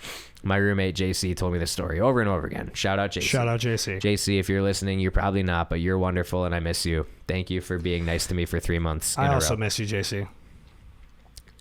You guys would get along really well. Shout out JC. Shout out JC. I don't know who JC is for the record. She's great. Oh, it's a girl. Yes, she went to my high school. We didn't go at the same time. I think I like when girls have nicknames. I feel like it's not a nickname. It's a her full first name is JC. Jaycee. That's even cooler. You know what the Utahns do that a lot. They have these weird, like one of our neighbors was a Mormon fella. His name was Gordon. Yeah. Spell Gordon. Gordon. Wrong. Okay. Gordon. Gordoin. Yeah. Gordoin turned out to be a real piece of shit, and we can go into that another time when we're not recorded. But all right. Well, JC would tell me this story. So full first name JC. The Mormons do this thing where they baptize dead relatives by proxy, like Ancestry.com, based in Utah. They're like kind of Mormon owned. Like these people are very interested in lineage and DNA and stuff like that. And what they do is they baptize by proxy with like young members of like kids and stuff that are in the church, these dead relatives, so that because if they believe if you get baptized, you can like change your mind and you'll end up in heaven, even if you're already in hell because you were not a baptized member of the Mormon church. Right. So like, let's say your grandmother, your great grandmother, whatever, she was Catholic, she died. You have a kid. They go into the temple and they get baptized in your great grandmother's name. Now your great grandma, she's got a planet. Boom, great, everybody's happy. Oh, sick. They got a list of deceased concentration camp victims from the Holocaust and started baptizing these dead Jewish folks. I feel like I did hear about as this. Mormons. Were you talking about this yesterday? Yeah. Oh, that's where I heard about it. It's so fucked up though, isn't it? And they got in trouble for it because like you're just like, oh hey, you chose Judaism while you were alive, and obviously you were wrong, right? Like idiot. Like we're just gonna change your mind for you after you're already dead and you died because of your religion. But they get a planet. They do get a. But only if they're right. And like, who's trying to get? No, it's just like a weird, like fucked up thing that they did. Yeah, no, it is. I agree. But then this is the best one. This is my favorite thing, and I want to get a bumper sticker. You'll get the joke because nobody would get the joke. It's a hilarious bumper sticker idea, but only if you live in Utah. It's a if you're like a born Mormon. And you get baptized Mormon, and you're in the church, and you're an elder. Well, they become elders at like 18, but like if you're like a full believer, full blown member of the church, and then you get, I think if you get like excommunicated for like doing something harmful to the church, or like, you know, people change their mind because the internet's a thing now, and you can realize that the Native Americans are not descendants of an ancient Jewish tribe that traveled to America by submarine in ancient times, because that is in the Book of Mormon. Yeah. If you get excommunicated or whatever, you go to a place called Outer Darkness. Oh, which is sick. beyond hell, and I think it sounds so funny. Yeah. And I just wanted Outer Darkness. We joked around about it all the time. We like wanted a bumper sticker that just says Outer Darkness bound. Nice. It's like Highway to Hell. Yeah. Outer Darkness bound. I think it's so funny. Wow. Yeah, that would be cool. No, they're such nice people most of the time, and they have these like they're really strong work ethic, and really like you'll find like 14-year-old Mormon kids like working a summer job and working an after school job, and like it's good and it's wholesome, and they have good family values, and they do still like try to build up big strong families, and like fill up your planet with as many people as you can after they you be die. fucking they do tend to do that, but only after marriage. They also wear like a weird sacred undergarment that is under their clothes at all times. And when they get married in the temple, they like dress up as Adam and Eve, and they wear these like white robes with fucking leaves over their still believe in Adam and Eve? areas. Oh yeah. Okay. Yeah. It's all interesting. There's a lot of weirdness and a lot of like actual bad stuff that the church does, at the top levels. Of course.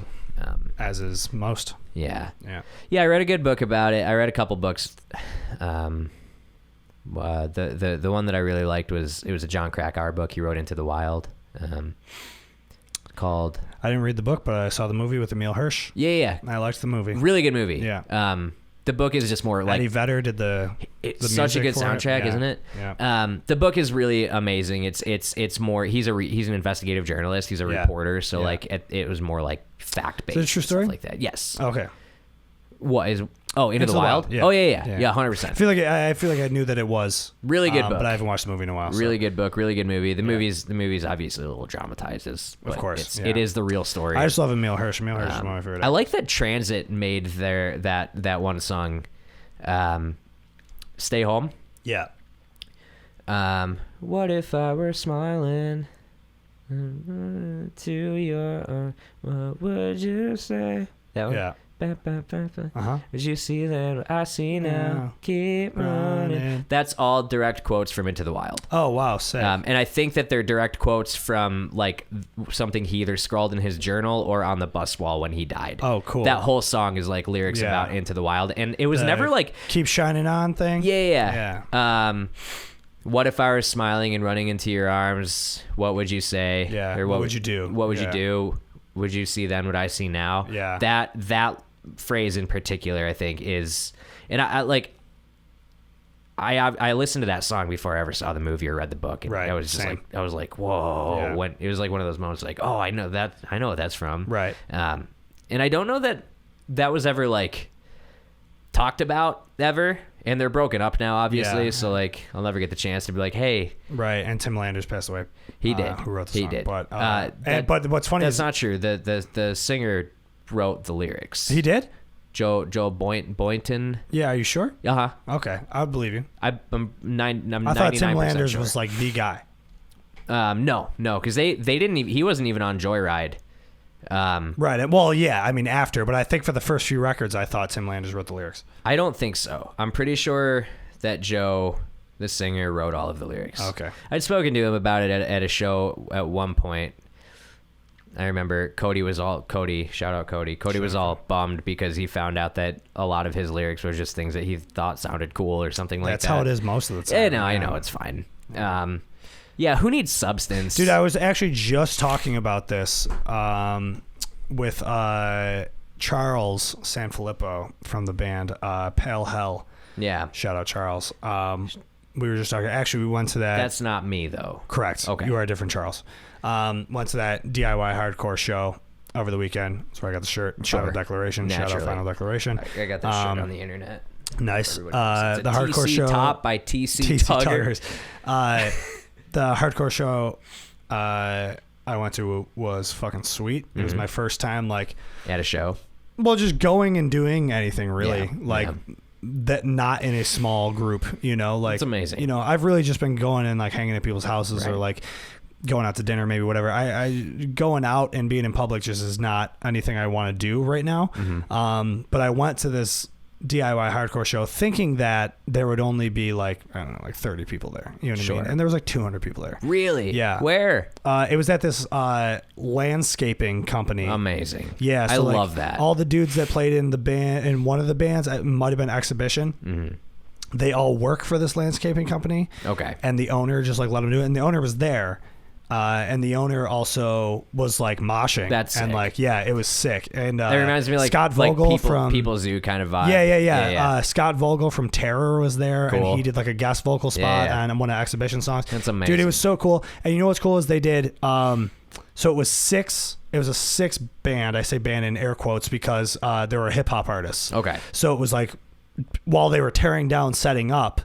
Like the next band, there was a hip hop artist performing on stage. Sure. So it was like hip hop artists, hardcore band, hip hop artist, and there were 6. So it was super cool because it was a very mixed crowd. Yeah. People who like all different kinds of music, but it was, everybody just like was having a good time. And I was just like being able to watch this and see people mosh again and see people, do this whole thing. I was just like smiling ear to ear that I'm like, dude, this is so fucking sick. It's cool. And I hope it sparks a new DIY scene in Buffalo.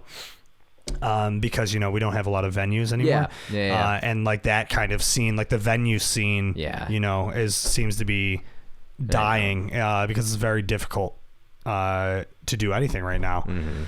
All the national bands, are kind of clog up the stages for everything's getting clogged up with really tours. good national shows. Yeah. And then just like cover bands are playing everywhere.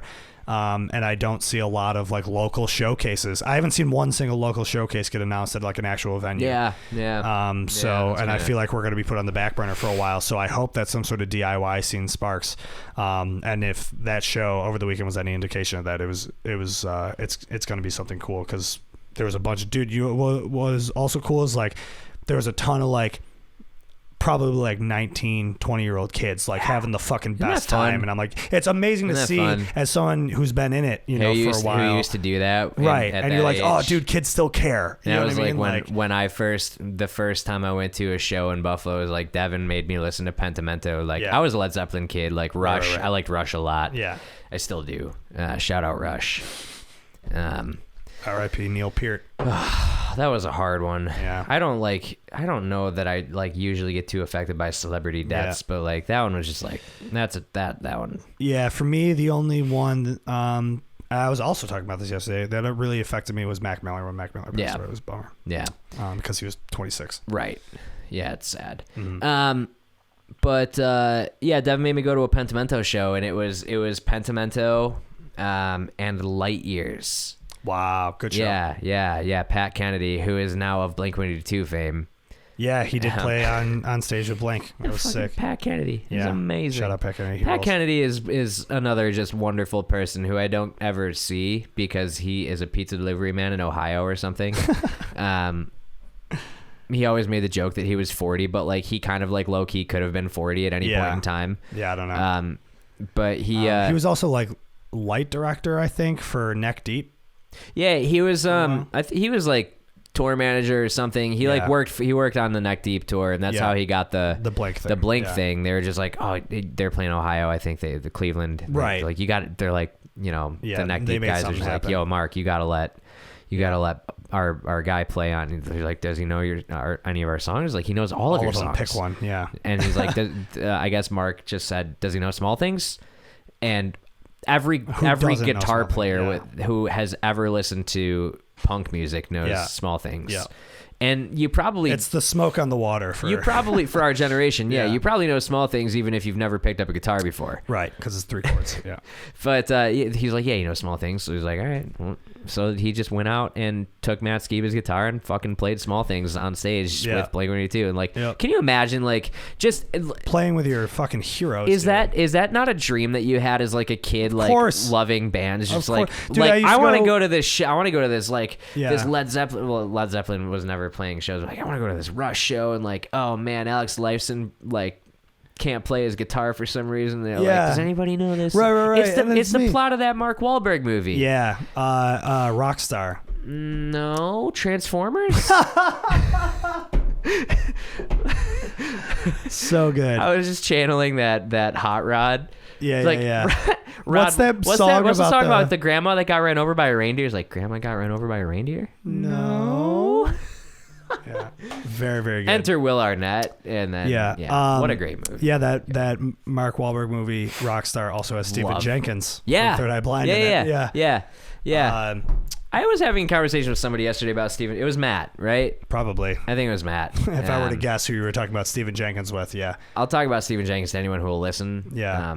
But like, I was like, it was that Eve 6 guy is like, yeah, he's hilarious on the internet, and genius marketing scheme, just like tweeting shit about 90s. Also 90s like guys. Super leftist, which is great to see. Extremely. Yeah, extremely. Yeah. All sorts of good points. He's like to the point where like he seems like he's just like openly mocking the left and not touching the right at all. And I saw him tweet right. He's just only making fun of like neoliberal. Right. And he's just like, well, you know, I forget to blast the right at times because they're so ridiculous. It's just implied. Yeah, right. You know, that's kind of where I'm at. It's just implied. Point. Yeah. Might as well focus on your own side's shortcomings, right? 1,000%. But he tweets about Stephen Jenkins often, and I think that's hilarious. Just to zero in on this one guy who probably won't see these tweets, but it's just funny because he's just like, you know, part of the thing that makes him so great is that he is such a piece of shit. Right. Because he's not like a piece of shit in a way that's like problematic in any way. Right, like he's not form. Cancelable. He's just an asshole. He's just a self-centered, egotistical asshole who just happens to write the best some of the best songs I've ever heard. Yeah. Oh my God. For anybody listening, I don't know if we said it, but Stephen Jenkins is the lead singer of Third Eye Blind. Yeah. Who, you know, for our one listener. Yeah, for our one listener, Pat Walker. Stephen Jenkins is the lead singer of Third Eye Blind. It is amazing. I feel like I should be looking at the camera a little bit more. If we both just started to turn away this way.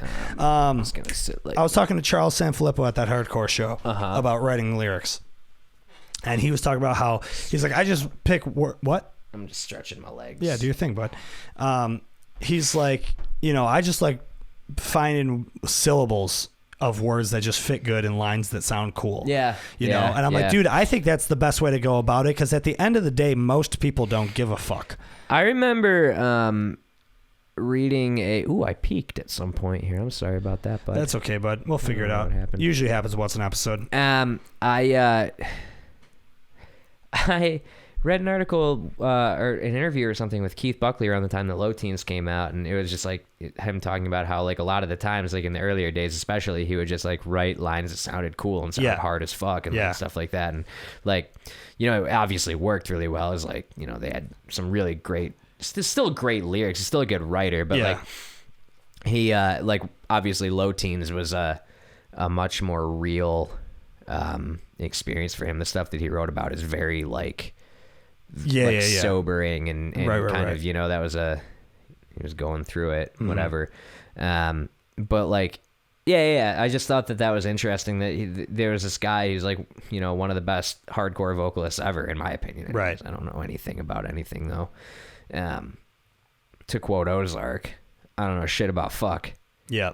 But, you know, I just thought that was interesting that he said that. It was like, I just wrote that because it sounded cool. Like, oh, neat. Yeah, it is cool, and it's a crazy thing because people, you know, people who are really into lyrics will find some meaning in it anyway. Yeah. So at the end of the day, what does it really fucking matter? Which is crazy because I don't know how to write like that. You know, like I've always just written songs about like what I'm feeling, which, you know, me and Charles were talking about it, and he's like, that's just like, you know, I don't know how to put those things into words. And I was like, dude, you don't even try. Like, do what you're doing because I think it works better. Yeah. You know, because I'm a person who everything I'm saying in a song, I'm saying on purpose. Right. You know, like it all means something, but at the end of the day, nobody gives a fuck. You know, they don't give a fuck as much as if it were to sound cool. Yeah. You know? Yeah. I just like, I don't write lyrics, obviously, except for in my solo project, Post Prom. All right, I'll drop it. Give me one thing that I do in this band, and it's that I write the lyrics. And you do a really nice job. Thanks, bud. Thank you. No Grammys yet or anything, but we'll see. We're on our way, baby. Grammy. Oh, God. We put a trumpet on a record, and now we think we're going to get a Grammy. Yep, and an organ. An organ. A glockenspiel. You're an organ donor. Even after you're dead, they want to tear your heart out. And I always have just said to my pals who write lyrics, which is you, I don't know anybody else, Like, I don't think that your song that you're writing has to mean anything to any goddamn person except for you. Right. And that's, yeah. And if other people happen to relate, like, great. Yeah. That's great. I always wanted to write something that people would tweet the lyrics. Sure. It hasn't happened yet. Yeah. Yeah. I won't name any names, but I remember Jay when we were doing, was it the first Post Prom EP or was it a Well Kept Things EP? Either way, he would just like, he would say, like, you know, it was like a Jay-ism, you know, it was like, I want, you know, this is the part where blank is gonna do a pile on and finger point at Colin's face. Right, this is your Parker Canyon part. This is your Parker Canyon moment. Yeah. Oh my God, Parker Canyon. Yeah, very funny. Oh my God. Parker Canyon. Yeah, so that's another thing that I love Jay Zubricki. I saw Jay today. I talked to him for a long time. Just shout out Jay. You're a wonderful shout out Jay. A wonderful man. A wonderful man. Jay and I. This is not the time to do this, but we're planning a coffee on my deck situation coming up next week. I was part of that. I thought it was in the group chat. We discussed it today, though, as like being a thing like next week potentially. Okay, is it going to get thrown in the group chat? Sure. Okay. Jeepers. Next weekend. Jay's doing it next weekend? I don't know. Next weekend's Queen of Heaven weekend. Not next week. Jesus Christ. I'm just saying. No, JC just texted me. There's no... Oh my God. I'm sorry. I'm distracted. JC, whose name is not a nickname. Maybe we should give her one. I know she's got a cool name. She's just texting me about the neighborhood cats that I had accumulated in our apartment in Salt Lake. Yeah. We lived in this little like bungalow village. There's like there's like a row of houses that are all kind of attached to one another, all with like nice porch and a little front yard, then sidewalk, then mirrored of the other side. So there was the driveways were out back, and it was like a whole block that was just pedestrian in the middle, cool. And the front yards look at each other. And there was like 90 cats. Not 90, but there was actually I think like 7 or 8 that I counted, and 4 came regularly, and we started naming all of them. That was a thing when I was in Arizona. Yeah. So I wonder if it's something with like that the west section of the country. It was a thing when we were staying in Tempe, and there was at this Airbnb. It was only at night though, and at night I went for a walk one time, and you walked around, and there's literally just like a cat on each driveway, just like like repping the hood, and they're just like, and it was terrifying. Cats are amazing animals. And then I found out that's like a very popular thing in Arizona. It's just like there's just cats like just roaming the streets, just like running neighborhoods. Yeah, good for them. I'm glad they finally rose to power. They the animal control in the city.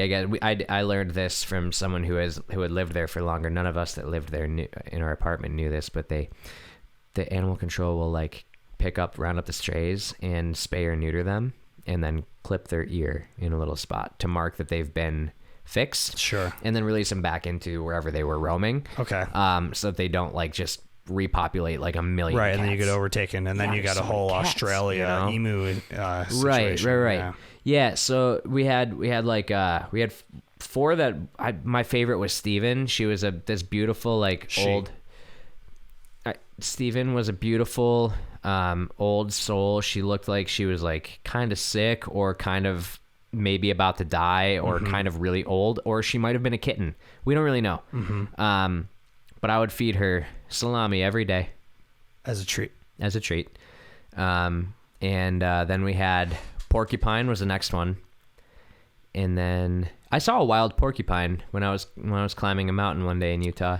Cool. They're massive. Yeah, they're little poker things. Are very long. Yeah, right? This thing was probably like the size of a dog. It was massive. Yeah, and crazy. It was like I didn't realize that it was a porcupine at first. I had never seen anything like it before. Yeah.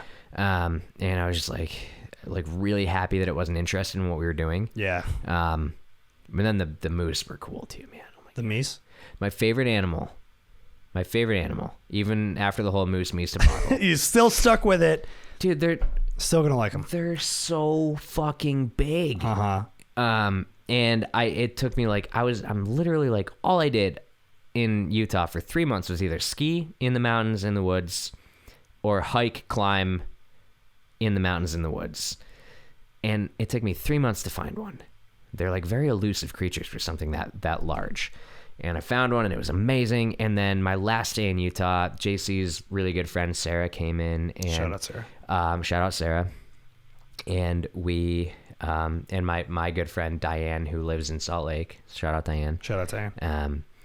We wanted to go drive. I wanted to drive up into Big Cottonwood Canyon one last time. Like beautiful mountain pass road. 2 of the ski resorts are up at the top of it. And it's just like the most beautiful views you'll ever see. Like these striking rock faces and everything. It's Love like it. Really incredible. And the way the light was hitting it that day, like at like 5-ish PM, it was like the rocks were kind of like illuminated and stuff. It was really cool. Love it. So yeah, we drove up, and on the way up the canyon, we're just like, shooting the shit. And we're looking at everything. It was Sarah's first time seeing it. It was my last time for now anyways. Sure. And then I just like, there's just a fucking moose on the side of the road. And it was a lady moose. They're a little bit smaller and a little bit like, they obviously don't have the antlers. And this beautiful, magnificent alien just walked across the road. Thankfully, you don't win if you hit a moose with your car. I've heard. You can hit a deer with your car and get away with it, but like if you take out that thing's legs, it's taller than your vehicle. It's smashing onto you. It lands on you. Yeah. And they're big, man. They're big. They're the biggest member of the deer family, bigger than elk. And then, it was like, what are the odds? My last day in Utah, your first day in Utah, like we saw a moose. This is amazing. And it was JC's first moose. Diane has seen a bunch. JC's first moose. It was a really cool moment. And then we drove up a little bit further up the canyon. We're like, oh, should we go up Guardsman's Pass, which is just the pass that takes you over the mountains to the other side down into Park City, which is where they do Sundance, just for reference. Oh, cool. And we're like, yeah, we'll go up Guardsman's. We'll get the view up there. It'll be beautiful. It'll be nice and cool up there. It's at the, you're up at like probably like 9,000 or 10,000 feet at that point. Nice and cool air. And we drove up there. We had a nice time. I took some pictures. It was beautiful. We get in the car, start driving back down. Lo and behold, there's a fucking bull moose just like walking next to the car. Just all the meese everywhere. And bro. I just like stopped. I threw on my flashers and like we're just like standing there like watching this thing because it's really like an incredible animal to run into. They are big, dude. Like I'm talking like when this thing got up onto the road, my car, I have a Volkswagen Tiguan, shout out Volkswagen. Like a mid-size SUV.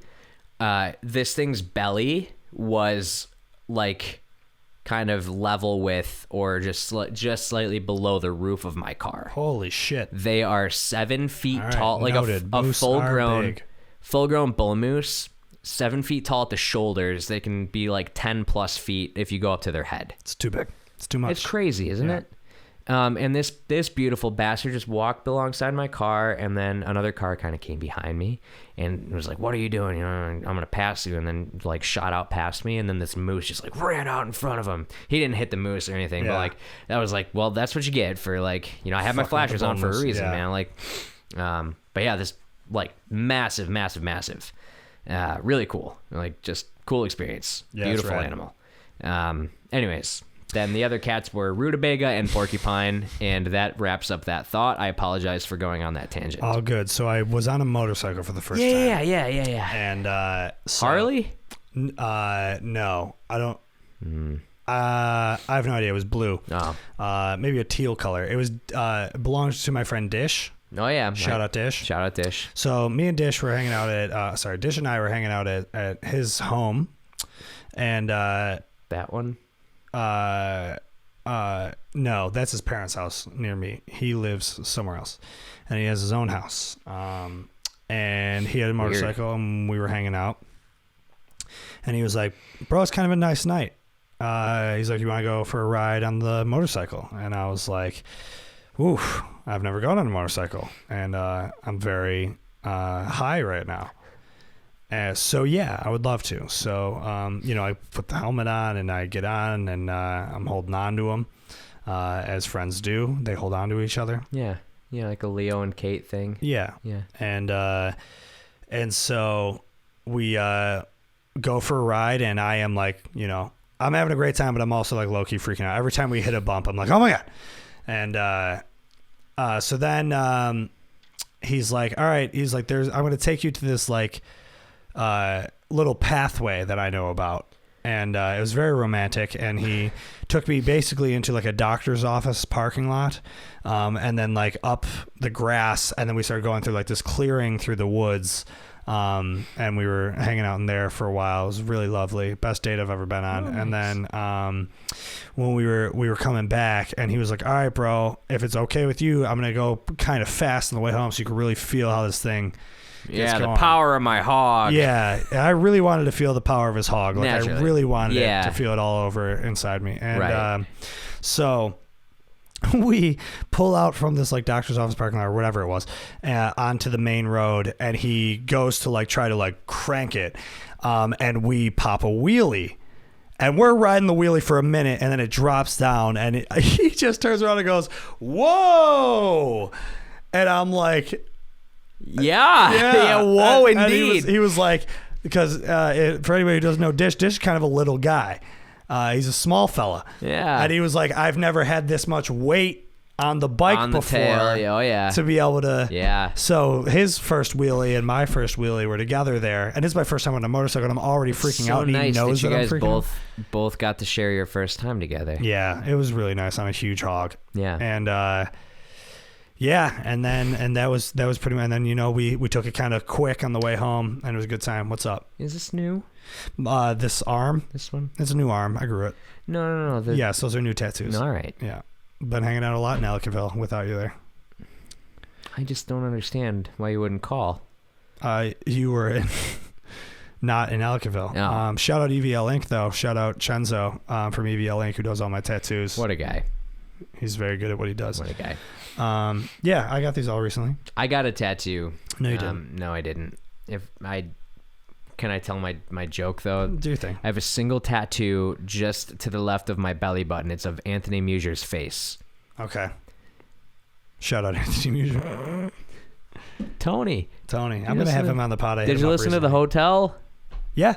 Yeah, why is every Buffalo hard hitter from fucking 2011 having a hotel band now? All right, don't do that to them. All right. They're probably already insecure about it. I'm going to start a hotel band. All right. I'm going to call it The Hotel Year. That would be cool. But like 3 separate words. Yeah. Yeah. The Hotel Year. Yeah. Yeah. Yeah. Sounds good. I think I'm hammered. 2 beers will do that to you. I am weak. Okay. Do you have any more questions for me? We're gonna be playing music again probably. Are we? We're gonna be putting an album out. We're shooting a music video in a few weeks. Oh, good. And shout out Ben Lieber. Shout out Ben Lieber. He's gonna be on the podcast the weekend that he's home. Yeah. Can I sit just right here and just watch? No. It's not often that you get to be in the same room as Buffalo music legend Ben Lieber. All right, well, we're going to be in a room with him for 12 hours probably. Really? Yeah. You think that long? We got a lot to do. I budgeted like 35 minutes. It's a 3-minute song. I don't know how long this could possibly take. All right. All right, calm down. Yeah. Reel it in. Yeah, so all right. We're going to be putting a record out probably in the fall, I would assume. Probably is a safe bet. I would like to do a release show, but the thing is I feel like it's going to be tough to do just with why? The amount of shows that are happening. We'll do it in my backyard. Deal. Ellicottville show. Nobody would go. Yeah. It's so far away. People love Ellicottville though. Yeah, they love Ellicottville when they can drink and throw their beer cans in the street. Yeah. I mean, people like that anywhere, I think. Yeah, that's true.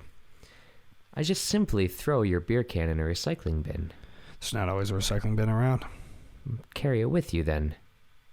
That's what I do usually, yeah. You got yourself into this mess, That's true. You opened it. As a local, I get very defensive of your community. Yeah, it's just of course. Like go to somebody else's neighborhood and just throw your shit on the ground everywhere and then leave. Yeah, people do that. People do that every Sunday in the fall in Orchard Park. That's why. That's fair. That's why I just hate Fall Fest now. Yeah, but I also imagine. don't like. I don't like, when like young attractive people have fun either. Yeah, I'm sorry that I do that all the time. Bums me out.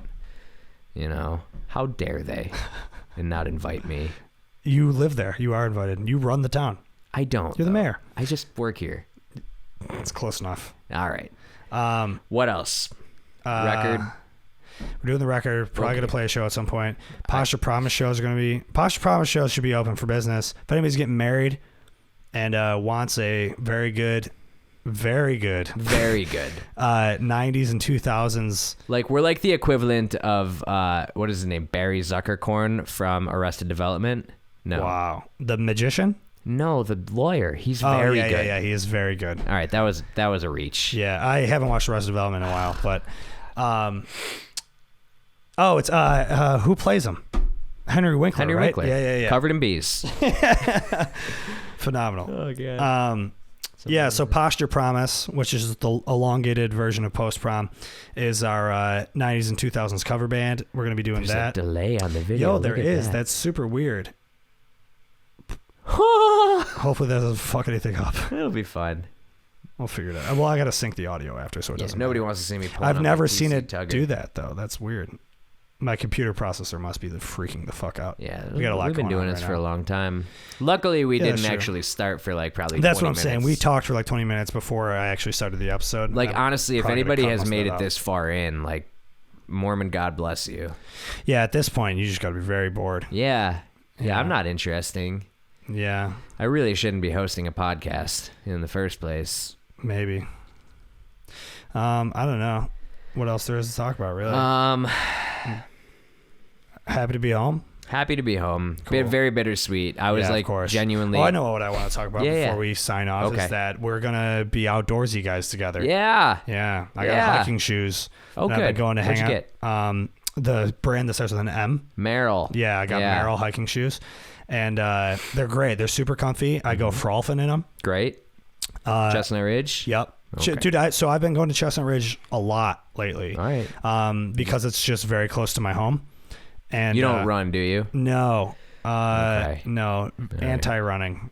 I went running once, We're gonna talk before about we did this. that record. We're gonna talk about this. I'll end up doing it. I'm sure. No. I don't want to run on the street. No, I know. We want to go like run hiking. In the you told me. woods, Yeah.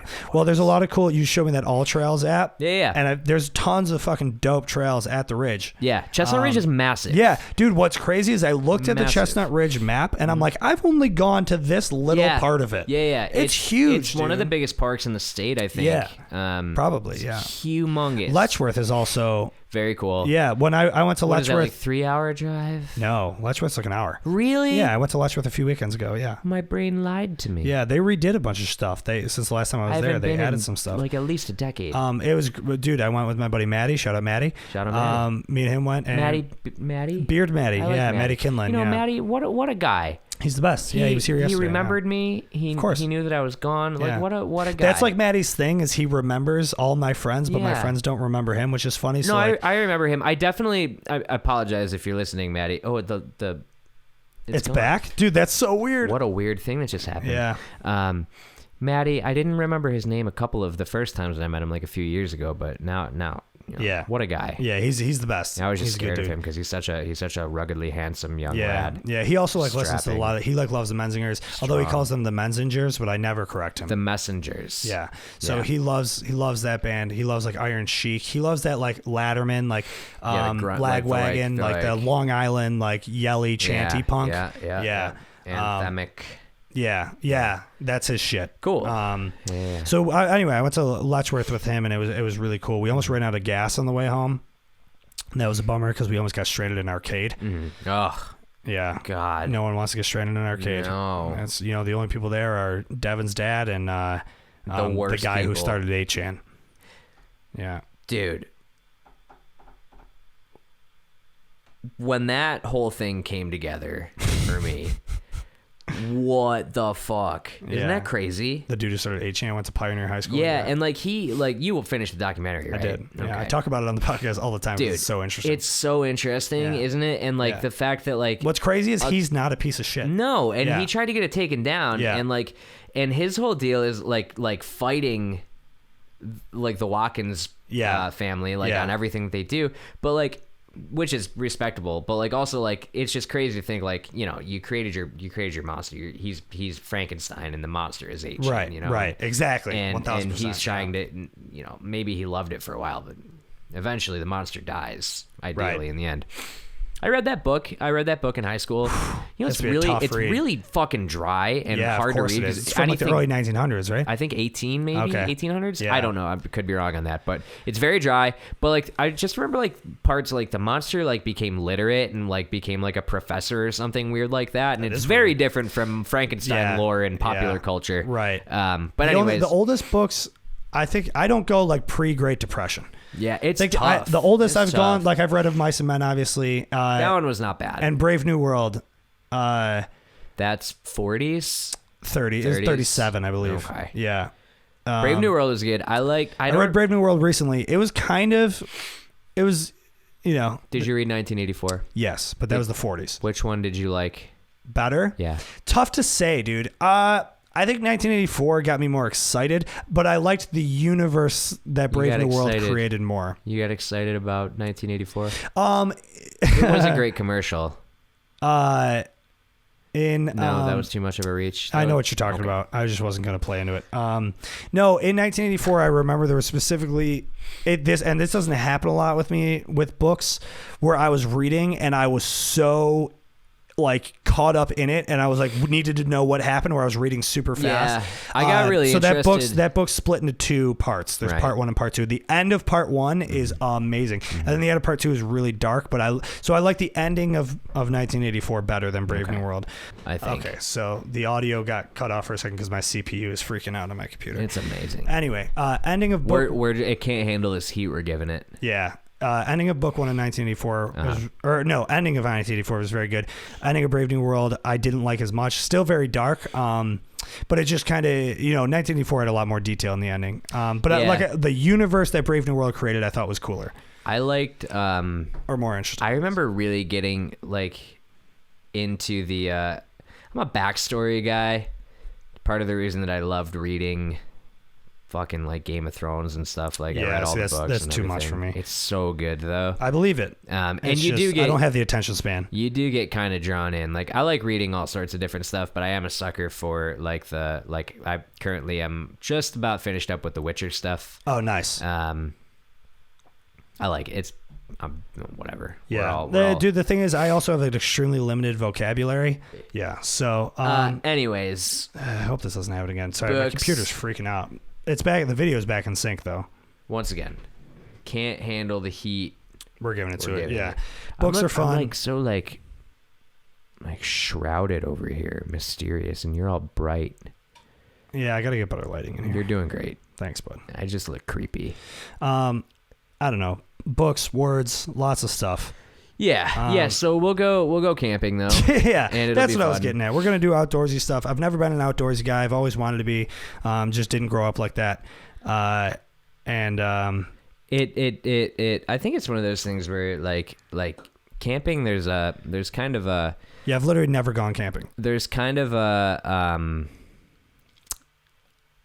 like an entry level requirement to it, like gear wise. Like you need to have things in order to do it and not be like hate your life the whole time. Right, and that's where I'm trying to stack up on some. Yeah, you just get a few things because like then you go with a few people like the first couple of times who have shit. Yeah, right. And then you kind of see what like you just have enough as long as you have a bed situation, you know, get one of those pads, pillow bag and pad, and then you can be comfortable, and then the rest is. Welcome back, listeners, to the Charlie Rumfola and Friends podcast. Okay, my CPU keeps shitting out, so we're just gonna wrap up the episode and call it a day. There's no way anybody's still listening at this point. Not a chance. If you Aiden, it was it was a real pleasure to have you on my show. All right, you can wrap it up. Where can people follow you?